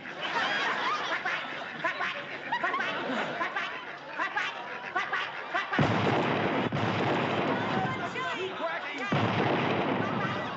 Okay, Lucy, you can stop now. That's my limit on mallard, Lucy. You can stop. Stop. You know, once you get started, it's hard to turn your quacker off. Lucy, that's wonderful. Why, that's a very rare talent. Where did you ever learn that imitation? I don't know. I never had any lessons or anything. You know, some people can sing, some people can dance. I guess I was just born to quack, quack. Well, that's wonderful. Here, I better go pick up my ducks. Oh, hiya, Bill. Hi, Charlie. Say, Bill, I've spent a fortune on duck calls, but I've never heard anything like yours. Where did you get it? On a blind date. Huh? Come here. Meet my duck call. Charlie Van Tassel, Lucy Carmichael. Quack, quack. You were making those calls? Quack, quack. Isn't she the greatest? Boy, I'll say. Hey, I wonder if I can borrow her. Oh, sure. Hey, you don't mind, do you, Lucy? Oh, not at all. If you can't quack, quack for a friend, who can you quack, quack for? Oh, boy, thanks, Bill. Anytime, Charlie. Good luck. Shall I go ahead? Go ahead. Quack, quack. Quack, quack. Quack, quack. Quack, quack. Quack, quack. Quack, quack. Louder. Quack, quack. Quack, quack. Quack, quack. Quack, quack.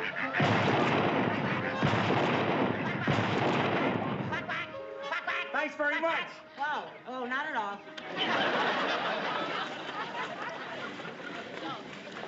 Next.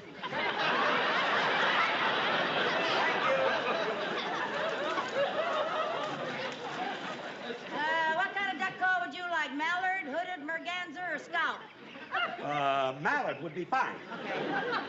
Quack! Pardon me. Would you mind if I got up and stretched my legs for a minute? I've been sitting here quacking all morning. Of course not. Go right ahead. Thank you.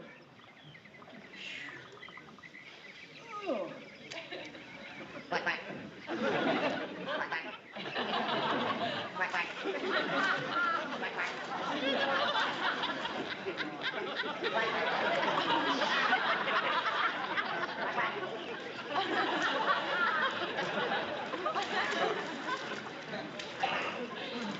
I'll be with you fellas in a minute. Quack, quack. Quack, quack. Quack, quack.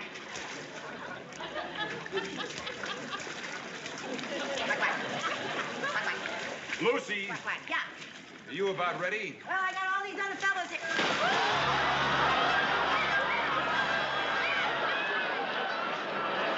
Go ahead. Quack, quack. Quack, quack. Quack, quack. Quack, quack. Quack, quack. Quack, quack.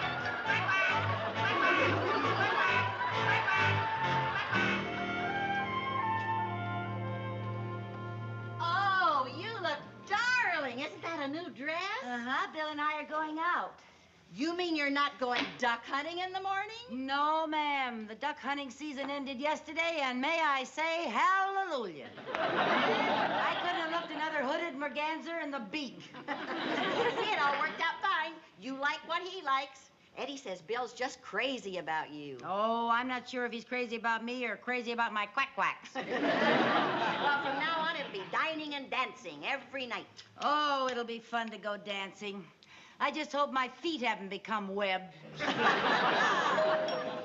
You still.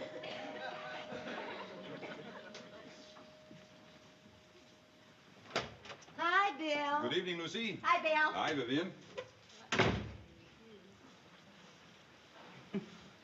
Oh, Lucy, you look lovely. Thank you. I'm surprised you recognized me without my waders. Well, we're really going to celebrate tonight. The sky is the limit. Where would you like to go? Well, I'd like to drive into New York. I thought maybe we could have dinner at that new restaurant. The only thing is, I'd like to get home early. I have to fly to Canada in the morning. Oh, business trip? No. No, it's the opening of moose season.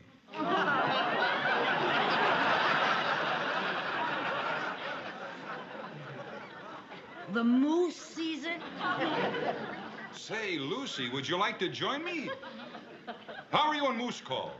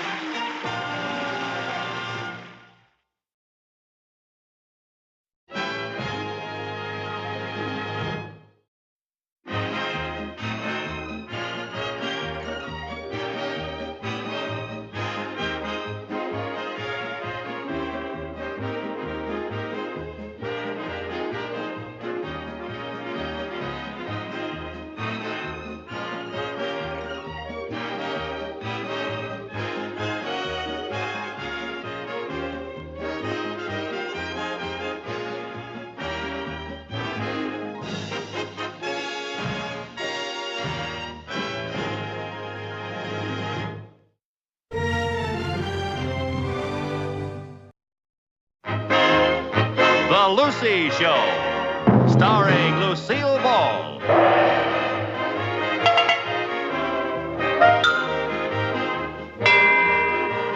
Co-starring Vivian Vance.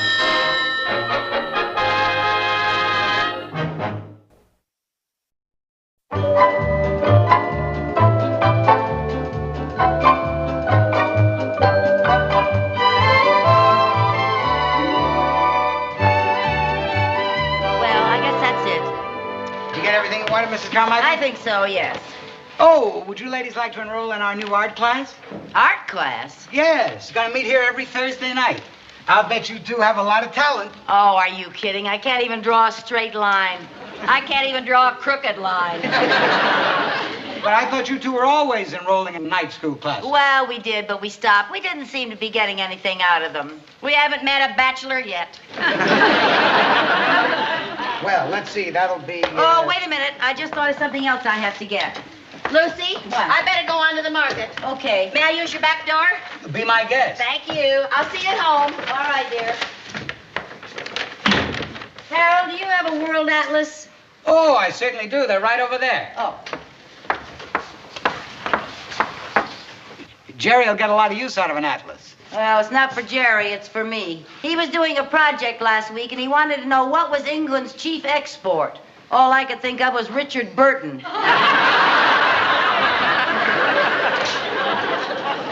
morning, Harold. Oh, good morning, Mr. Brooks. How are you today? Fine, thank you. This'll do.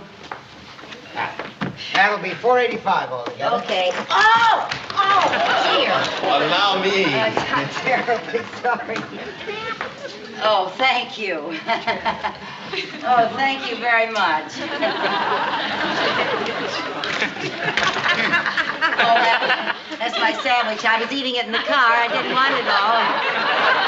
Well, I hated to be a litter bug. Oh, I didn't want the apple either. A mouse trap? Sure, with all that food in there, she's bound to have mice. I was taking it back to the hardware store. It didn't work. I know this looks like a lot of junk, but it's all stuff that I need. Well, I guess that's all of it. Well, thank you very much. Not at all. I hope I wasn't any bother. Oh, you weren't any bother, huh? Really? Shall we start over? That'll be $4.85. Oh, yes. Say, Harold, has that print of mine been framed yet? Yes, it's all ready. I'll get it for you. Oh, good. Oh, I see you have some new prints. Yes, they just came in. Oh. Here. Thank you.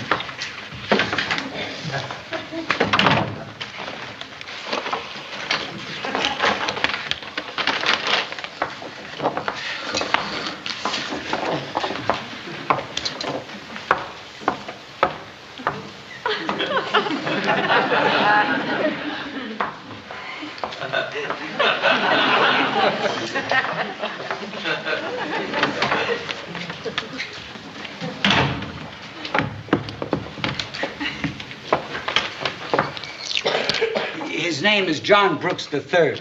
I wasn't looking for his name. I was looking at the picture. My, what a lovely smile. Yes.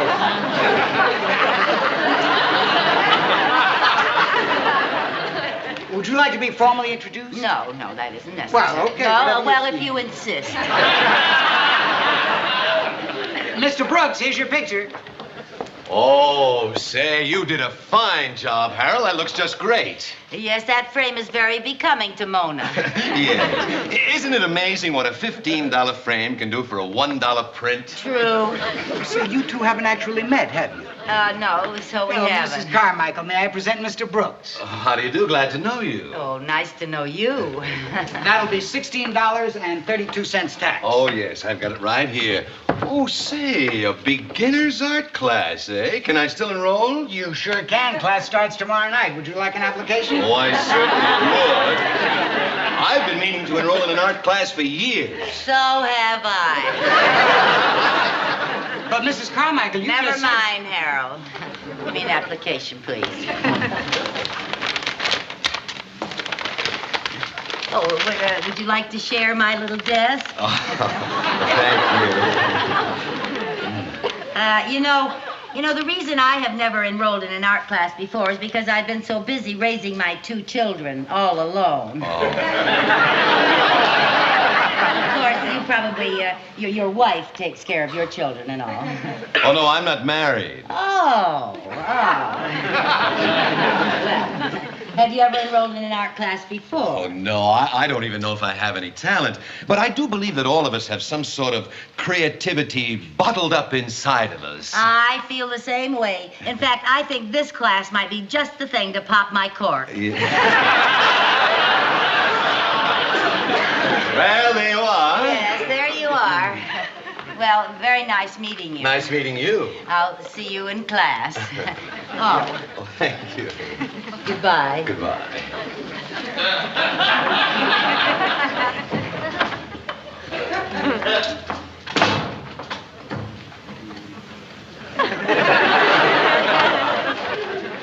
Harold, I forgot to have you validate my parking ticket. May I help you? No, thanks. Oh, yeah, maybe, yes. There you are. There's your ticket. What ticket? Oh, thank you. Not at all. Oh, here's your change, Mr. Brooks. Oh, thank you. And I know you're going to get a lot of pleasure out of that art class. Oh, I'm sure I will. And it may give me a chance to meet some interesting people. I'll wrap this up for you. Oh, thanks. Pardon me. Yeah. Dare I presume that you are new in town? That's right. Oh, well, I'm in charge of the Danfield welcome wagon. I can't imagine how we happen to miss you. I'll bring the wagon over if you'll just tell me when you and your wife will be home. Oh, but I'm not married. Oh, I'll bring my wagon right over. My name is Vivian Bagley. I'm John Brooks III. Here you are, Mr. Brooks. Oh, thank you, Harold. I'll be seeing you. Oh, you want a picture, huh? Yeah, goodbye, Mrs. Bagley. Goodbye. Harold, I wonder if I could... Here.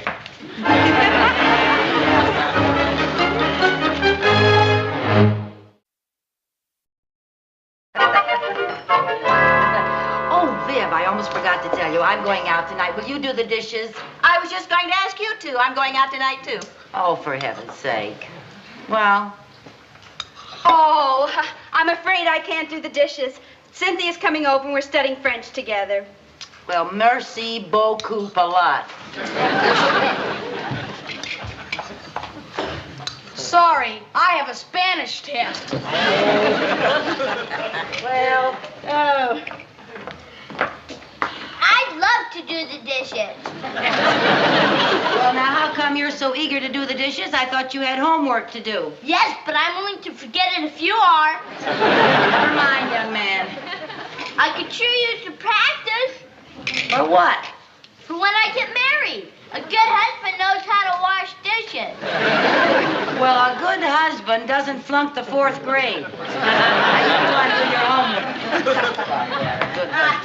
Come on, we'll stack them, then we'll do them later when we come home. Okay. I didn't know you were busy tonight.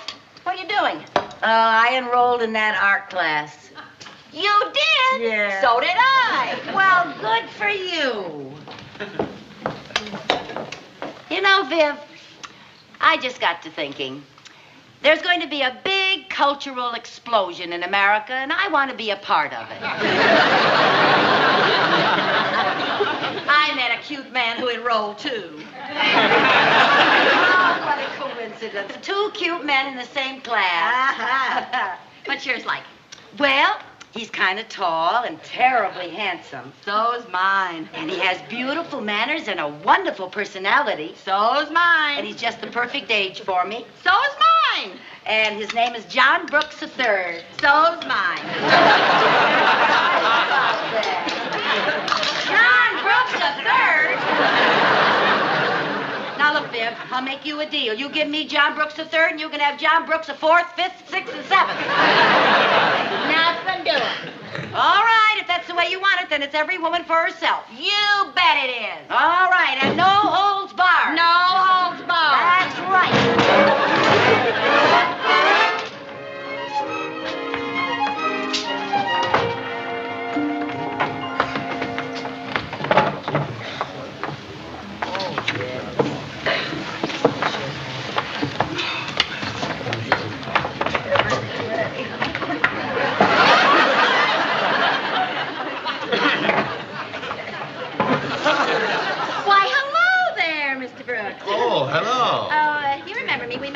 yesterday? I'm Vivian Bagley. Yes, nice seeing you Oh, again. it's nice to see you again, too. You got your pad and all ready to Yes, start? all my everything? equipment. Oh, that's good. Hello there, Mr. Brooks. Oh, hi there. Good evening, ladies and gentlemen. I am Mr. Grusman, your teacher. Welcome to our beginner's art class. Now, tonight we're going to start out with sketching in charcoal. I just want you to go ahead and draw this bowl of fruit. Now, don't be inhibited. Sketch any way you see it. Then we'll talk about your drawings and learn as we go along. All right, class, start drawing. Right.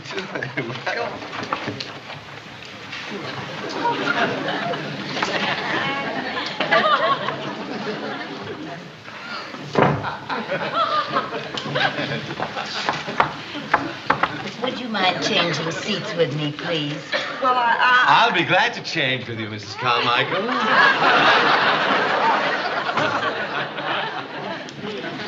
That changes my perspective. There. Well, that looks pretty good, Vivian. Well, thank you. How come you don't draw what the rest of class is drawing?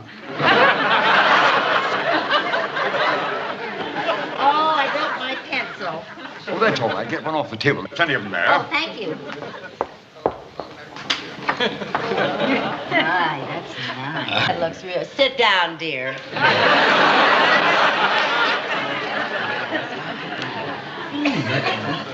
Yes, well, it really has the form, though. Now that I've seen what you can do with the still life, I'd like you to try drawing from life. But we need a model. Who will be a model? Oh. Would one of you like to pose for us? Would someone volunteer, please? One of the ladies or a gentleman makes no difference. Now, don't be shy. Lucy, is that a tear in your dress? Where? Under your arm there. Professor! Thank you, Mrs. Carmichael. Very nice of you to volunteer. Well, I really didn't. Oh, it's nothing. You all you have to do is sit still so the class can sketch you. Well, I don't know. Oh, go ahead, Mrs. Carmichael. You have such wonderful cheekbones. Really? Carmichael, will you sit here, if you please? Here, let me take your pad and pencil.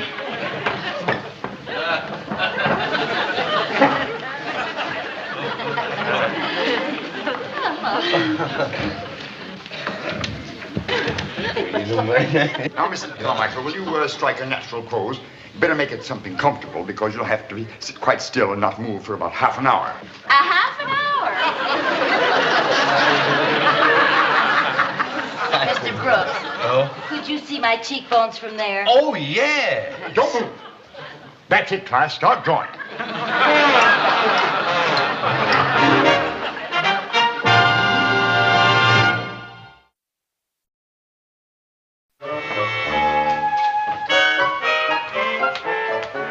Lucy, did I tell you that I'm having dinner with John Brooks tonight? Did I tell you I'm tired of hearing about it? Oh, come on now. Just because he asked me for a date instead of you, is that any reason to be a big sorehead? You bet your sweet life it is. What an underhanded thing to do, tricking me into modeling just so you could spend all that time with him yourself. Oh, now don't blame me. Blame your wonderful cheekbones. If you hadn't been so sneaky, I'd be the one going out with him tonight. Well, while I'm out with him tonight, dear, why don't you amuse yourself by sketching a bowl of sour grapes?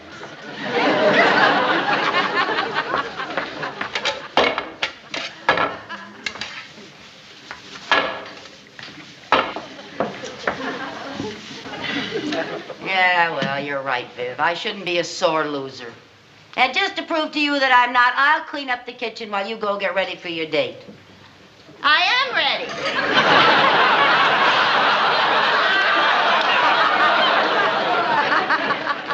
You gonna wear that? Yes. Oh.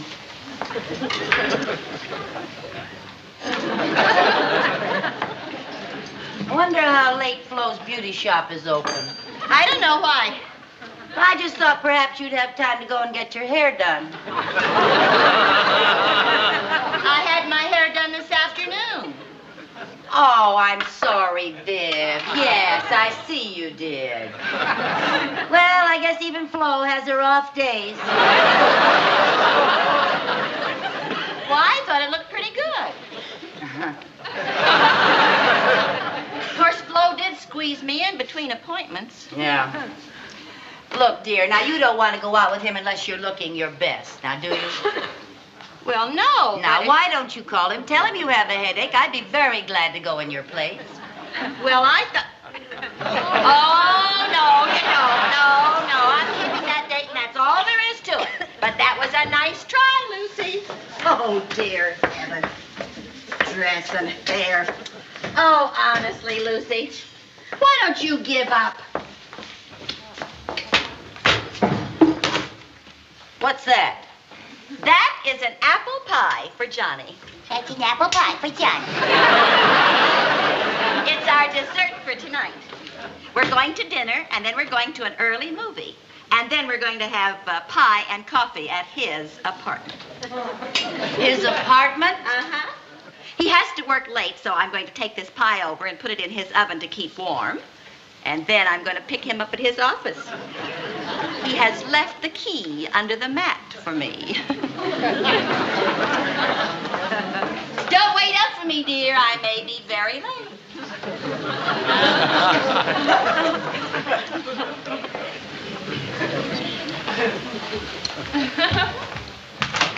Jerry? Yeah, Mom. What do you want? Come in here.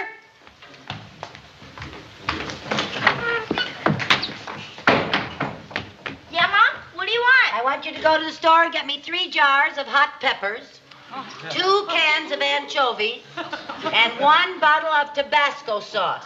I am going to bake an apple pie.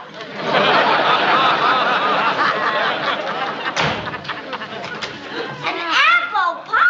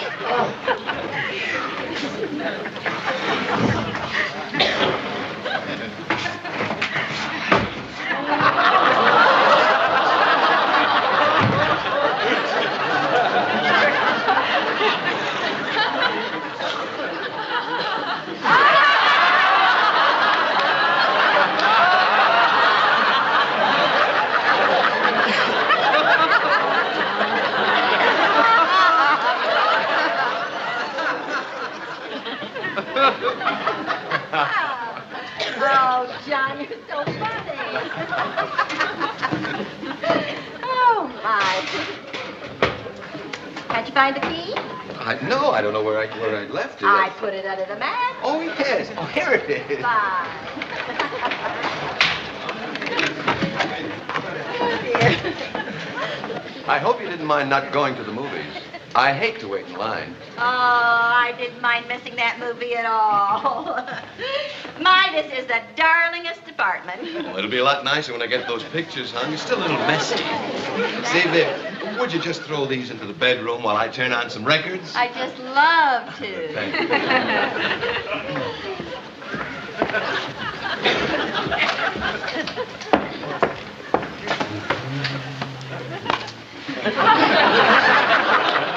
Oh, say, Viv, there's something I want to tell you about my Mona Lisa. What's that? Well, you remember that day we met in the art store? Do I? Well, when I first saw the frame Harold put on it, I thought it was great. But now that I have it here in my apartment, I think the frame should be darker. So I'd like you to take a look at it and give me your opinion. Tell me what you think of it.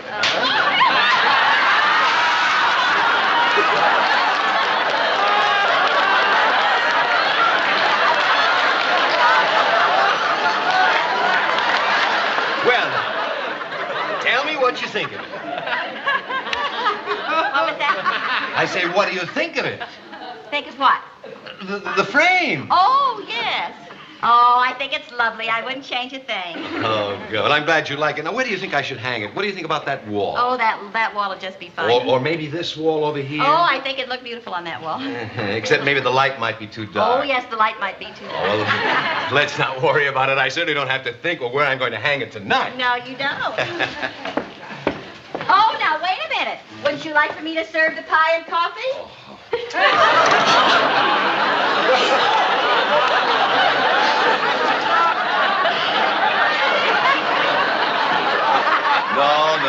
No pie and coffee for me. I had just a little too much dinner.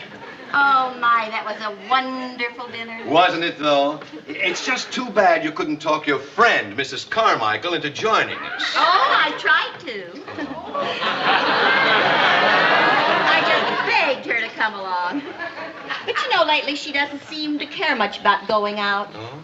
She seems perfectly content just to stay at home with her 2 children and her cats and her parrot. But you show me the rest of the apartment. I've only seen the living room and the bedroom. But I noticed you had a terrace. I'd like to see your terrace. Well, Take another look at that picture. What? Mona Lisa is Mona Lucy. What? Do you mind if I have a little fun? No, go ahead. Oh, that really is a lovely terrace. Yeah, lovely view, too. I love the whole apartment.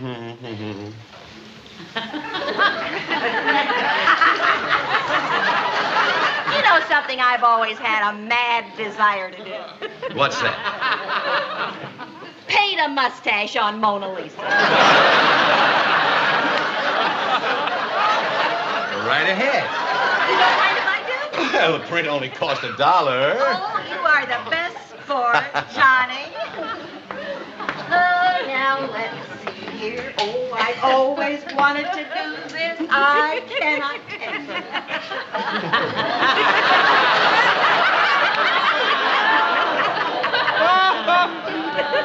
How's that? Oh, that's quite an improvement. How do you think Mona would look with big, bushy, black eyebrows? Be my guest. Shall I? Sure. Why not? Why not?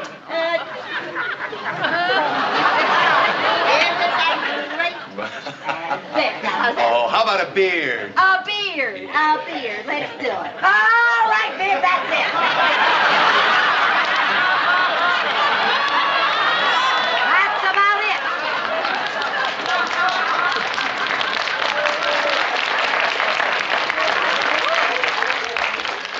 Lucy, what are you doing here? Well, the children were asleep, and the parrot was telling stories to the cat.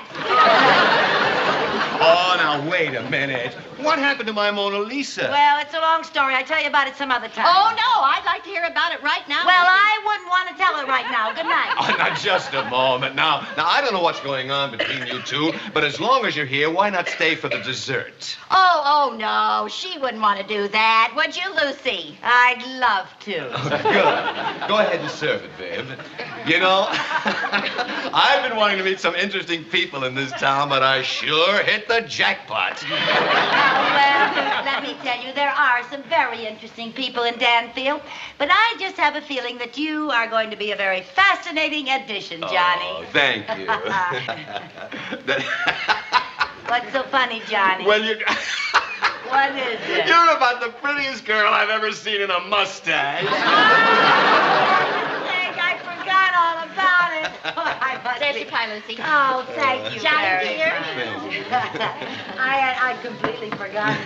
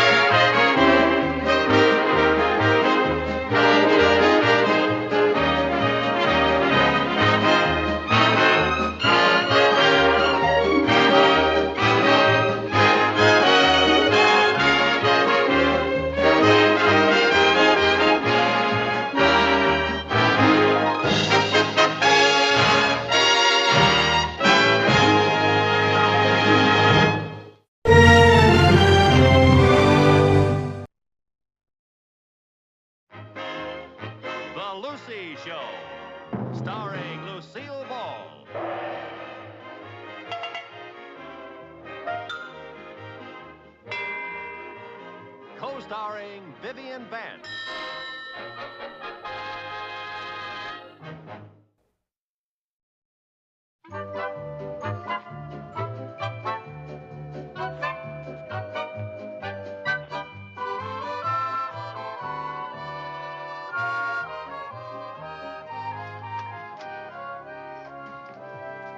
Well, here we are. This is the place you want us to buy? Yeah, what do you think of it? Oh, we must have the wrong address. No, this is it, Four Corners Cafe. But the ad says for sale, beautiful restaurant, great location, real moneymaker, A1 condition. Well, now let's not get hasty. This place has lots of possibilities. All it needs is someone with imagination. Then they should sell it to the man who wrote this ad. Now, Viv, I just have a hunch that this is the business opportunity you and I have been waiting for. Lucy, we can't go into the restaurant business. You have to know all about cooking. You have to know all about what the public likes to eat. Well, then it's perfect for us. Nobody cooks like I do. Nobody eats like you do. Thanks. Oh, Viv, I just mean that we know all about food. There's nothing I can't cook, and there's nothing you won't eat. You're not making it any better. Oh, don't be so touchy, just when we're going to be partners. Now, just a minute, Lucille. Just a minute. I haven't agreed to be your partner yet. Oh, Viv. The Four Corners Cafe. I expected it to be at a big, busy intersection, and here it is way out in the middle of nowhere. Viv, I'm just amazed that you don't realize what a wonderful opportunity this is for us, and all we have to do is put $1,000 down. The drain. Oh, honestly. Lucy, you know, you seem to be overlooking one rather large detail. What's that? Where in the world are you and I going to get $1,000? Mr. Mooney is meeting us here, and if he likes the place, he is going to see to it that I get a bank loan for my $500, and you can take your $500 out of your nest egg. Oh, no, you don't. I'm not going to let you get your sticky little fingers on my nest egg. That's my security. Viv, I think you're being very short-sighted. Now, let's just wait till Mr. Mooney gets here, and you just see how enthusiastic he's going to be about this place. Okay. Hello. Hello, ladies. Hello, Mr. Mooney.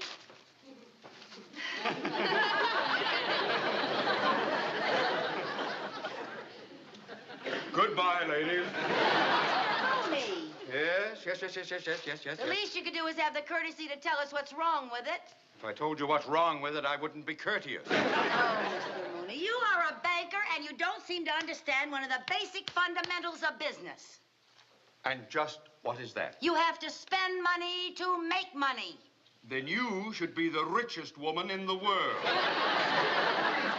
Now, ladies, if you will excuse me, I have to get back to the back.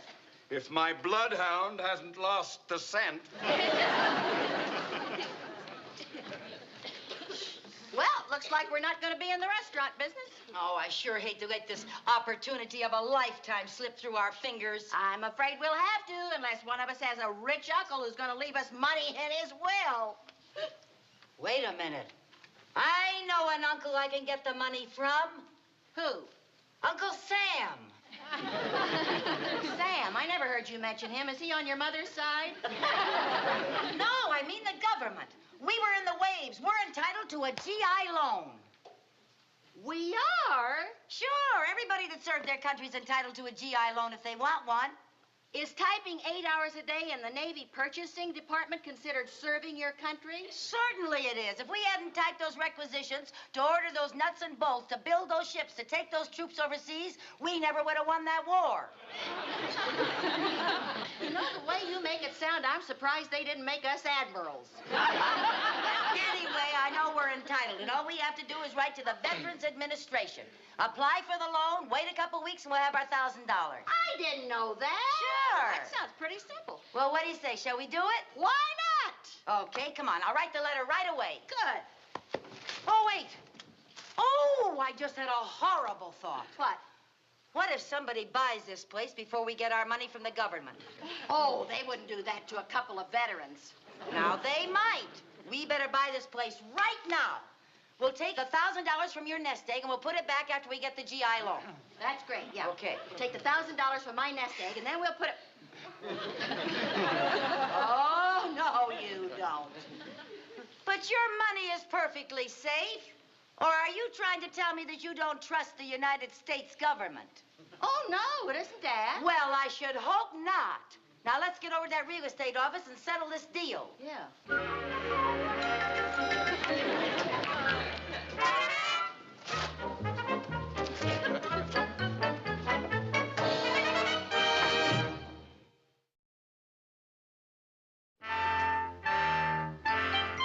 Well, Lucy, here we are in the restaurant business. We haven't had one single customer. Well, now, honey, we have to be patient. After all, we've only been open 5 days. Oh, I should have known better. Well, first few days, folks probably thought we were jammed, so everybody stayed away because they hate crowds. Well, let's get in touch with those folks, because if they hate crowds, they're going to love it here. You know, Viv, we were very lucky to find a couple like Herbert and Olga. As soon as people taste Olga's wonderful cooking, we'll build a reputation by word of mouth. Well, now, first we got to get a mouth in here to get a word out of. Well, now, we have a lot of friends. A lot of friends. Where are they? Well, we have 2 good friends that sent us those 2 horseshoes of flowers. Lucy? What? We have 1 good friend. I sent that one. We don't have any good friends. I sent the other one. Wait a minute. Here comes somebody. Yes? Herbert! Olga! Yes? There's a customer coming! Places, everybody! Places! Get behind the cash register! Where are the menus? What did I do with the menus? Oh, here they are. He's getting out of the car. Oh, pooh. What's the matter? He looked at his back tire and drove off. At ease, everybody. That's the closest I've been to a tip in 5 days. I got a tip for you. If anybody ever does come in here, push the lobster. In 1 more day, he has to go bye-bye. Well, I guess we better take some lobster home for dinner. You know, we've been eating very well. Last night, beef stroganoff, and the night before that, duckling with orange sauce. I know. Jerry claims he's the only kid in the neighborhood with the gout.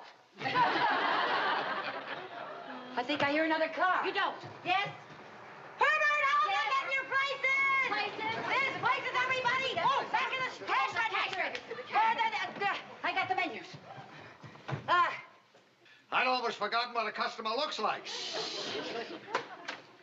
How do you do, sir? Welcome to the Four Corners Cafe. All of our tables are reserved, but I'm sure we can squeeze you in. Yes, number 12 is free. And what would you like, sir? I'd like to give you a special delivery letter.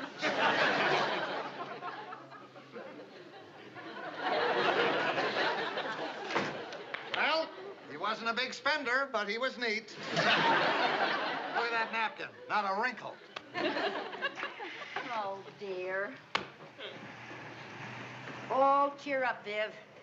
This'll cheer you up. This is from the Veterans Administration. Good. Dear Mrs. Carmichael and Mrs. Bagley, regarding your application for a GI loan to go into business, we regret that we... We regret what? What do they regret, Lucy? Well, they regret that they haven't written us sooner and so on and so forth. Yours very truly, John Foley, Jr. What's that so on and so forth Oh, business? you know, usual government red tape. Lucy, do we get the loan or don't we? Well, expiration of benefits is 10 years after date of discharge, plus 1 additional year extension for every 3 months in wartime service. What does that mean? Well, it means our eligibility for a loan ran out last week.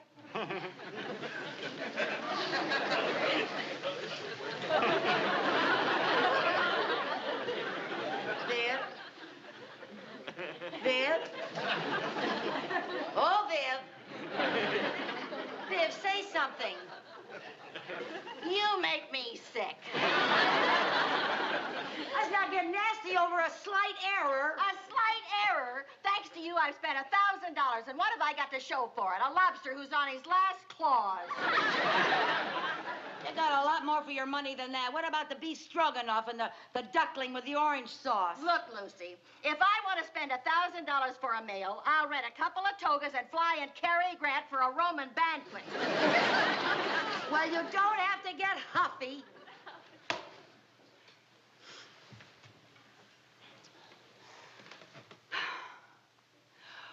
Wait a minute. Do you know where we made our big mistake? Yes. Deciding to live together 6 years ago. No, I mean, if we should have changed the name of this place. We should have given it a whole new look. People probably think it's the same old Four Corners Cafe. How about making it a Spanish restaurant? Great. We'll call it El Fiasco. Oh, all right. Now, look, Viv, your only chance to get your money back is to make this place a success. Now, come on, help me think. What's it gonna be? Think! What are we gonna call it?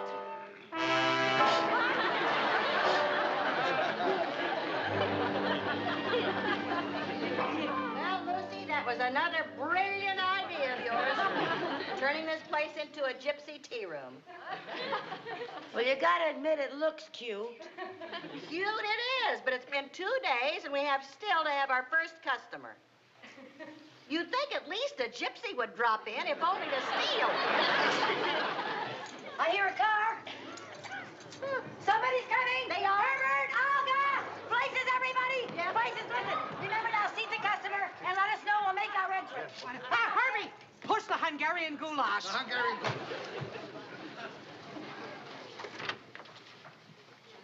Welcome to the Gypsy Tea Room. We'd like to see the owners. They'll be with you in a minute. Would you like to sit down? Well, okay. Tell me, how's business? Great. All the gypsy truck drivers eat here. Glad to hear that.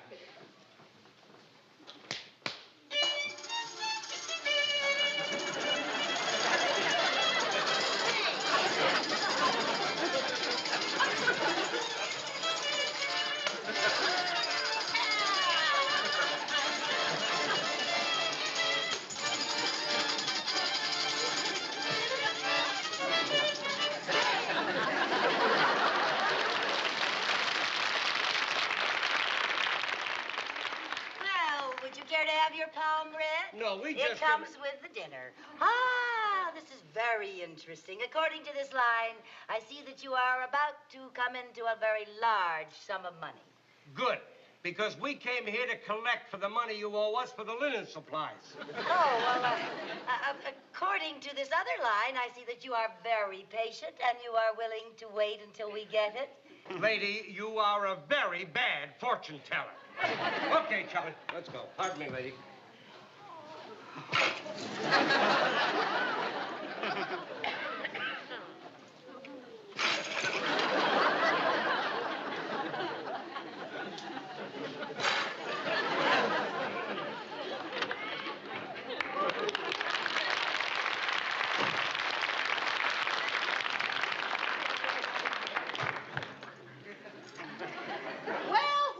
My little gypsy sweetheart. How could he do that? It was simple. We didn't pay his bill. I mean, how could he do that without breaking the dishes? Oh, Lucy, for heaven's sake. Well, we might as well board up the place and go into bankruptcy. Now listen, Viv, staying in business is our only chance to get your money back. I'm only thinking of you. Oh, thanks a heap. I guess I just overestimated the gypsy craze. I'll say you did. You're lucky I'm not a real gypsy, or I'd put a curse on you. Well, we'll just have to think of some other decor. Oh, Hey, I know. People in this part of the country just love anything that's early American. We'll make this into the Colonial Inn. Hey, Viv, we'll put muskets up here, pewter mugs and powder horns and things all over the wall, and we'll dress in costumes of the period. We'll dress as George and Martha Washington. The way my luck is running, I've got a pretty good idea who gets to be George. No, Viv, dear, because you've had a few little setbacks, you get to be Martha. You're all heart.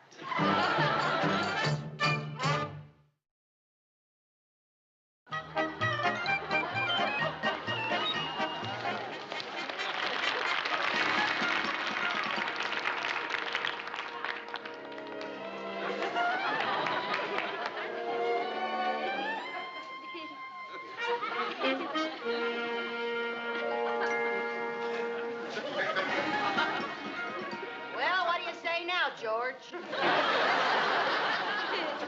We did the whole place over. We don't have any more customers than we had before. Well, let's put it this way. We don't have any less. You know something. The first time you reached for my nest egg, I should have pecked you to death. Is that any way to talk to the father of your country?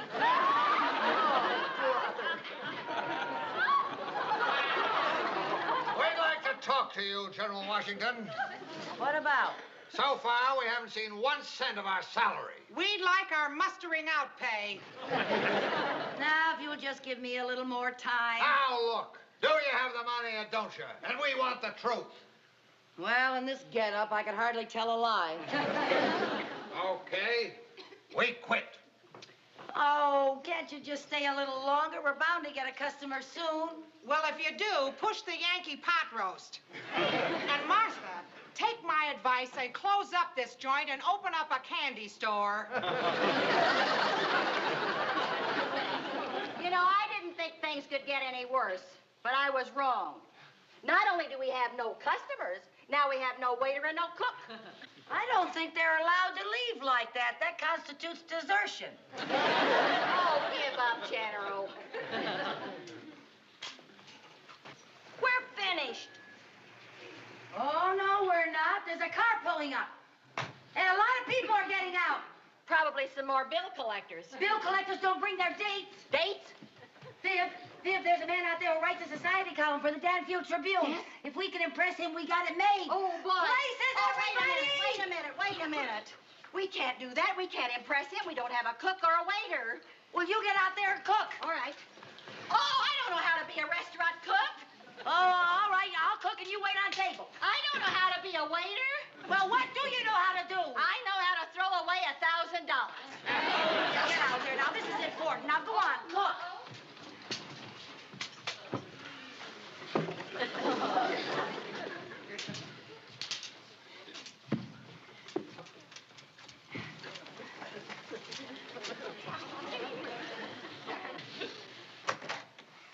Welcome to the Colonial Inn. A party of, 6. 6. Do you have a reservation, sir? No. Well, we can always accommodate you, Mr. Dutton. This way, please.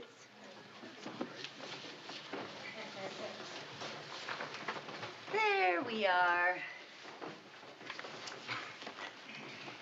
Pardon me. There we are. I'm curious, sir. How did you find our little place? I didn't. We were driving over to Ridgebury and the bridge was out. Oh, well, I guess that's as good a way as any. Lucy? Yes? Pardon me. What's the matter? I'm just taking their orders. Herbert says he's going to take the food in place of their salaries. They can't do that. That's what I told them. Well, go back and tell them again. Have you decided what you want to order? What do you recommend? Well, Yankee pot roast. No, I had pot roast for lunch. Oh. Well, everything is good. A lot of people in town just love our roast turkey. Sounds good to me. 1 roast turkey. We'll have the turkey, too. 2. That sounds good to me. 3. Why don't you just bring us 6 turkeys? 6 roast turkeys. Now you have choice of soup, salad, and dessert.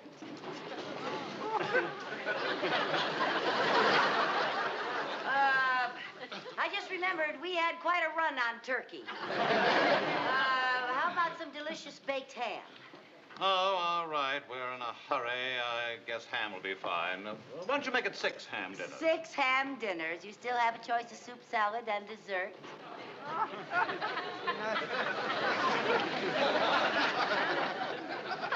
Bye, George. We just had a run on ham, too. Oh, no. Well, let's see now. How's your roast beef? Oh, it's delicious. But we're out of it. What do you have? The Yankee pot roast. Oh, all right. Yankee pot roast for all of us. 6 Yankee pot roasts and 6 nice salads. Yes, sir. Viv, dear, 6 Yankee pot roasts and 6 nice salads. Oh, waitress, while we're waiting, we'd like some wine. Some wine, sir. Oh, of course. And because you've been so patient, it's on the house. Well, thank you.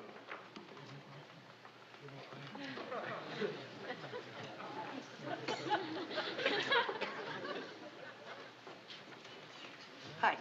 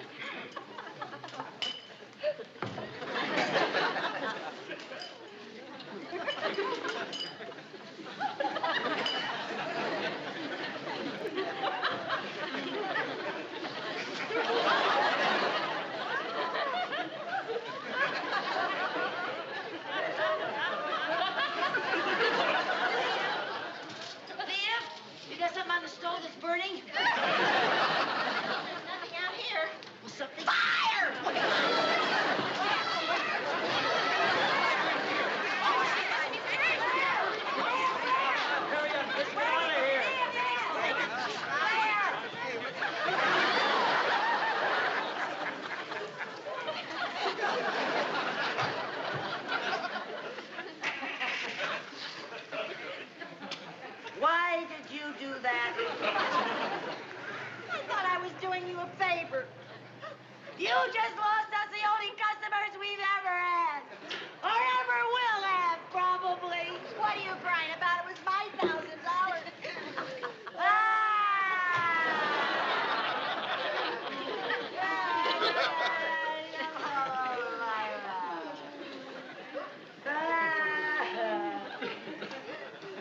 This must be the way it looked the day George left home to cross the Delaware. Why, Mr. Mooney? I bring good news. Well, brother, we could sure use some. Yeah. First, Mrs. Bagley, here is Mrs. Carmichael's check for her half of the investment. Oh, Mr. Mooney, you don't know what you're doing. Oh, yes, he does. Oh, no, he doesn't. Oh, yes, he does. Now, Mrs. Bagley, Mrs. Carmichael owns half this place, right? Right. Then I can tell you my good news. You know the new road they're putting through to New Rochelle? Yes? Well, they are going to bypass Brewster and tunnel right through Stone Mountain. So? So, when the tunnel is completed, there will be a 6-lane highway filled with hungry motorists going right past your front door. Really? Yeah. Oh, that is good news. Oh, when are they going to start tunneling? Well, they tell me they will start blasting through the mountain any day. Well, Viv, what do you think of our little investment now? I'll never doubt your business judgment again, girl. Now, maybe you ladies would like to consider a very generous offer. I will give you $500 apiece for a third interest in this place. Nothing doing. What was that? They're starting to blast. We're going to be reached sooner than we thought. Ladies, you'd better accept my generous offer. No, thank you, Mr. Mooney. Sorry. Oh, Mr. Mooney, now about that generous offer.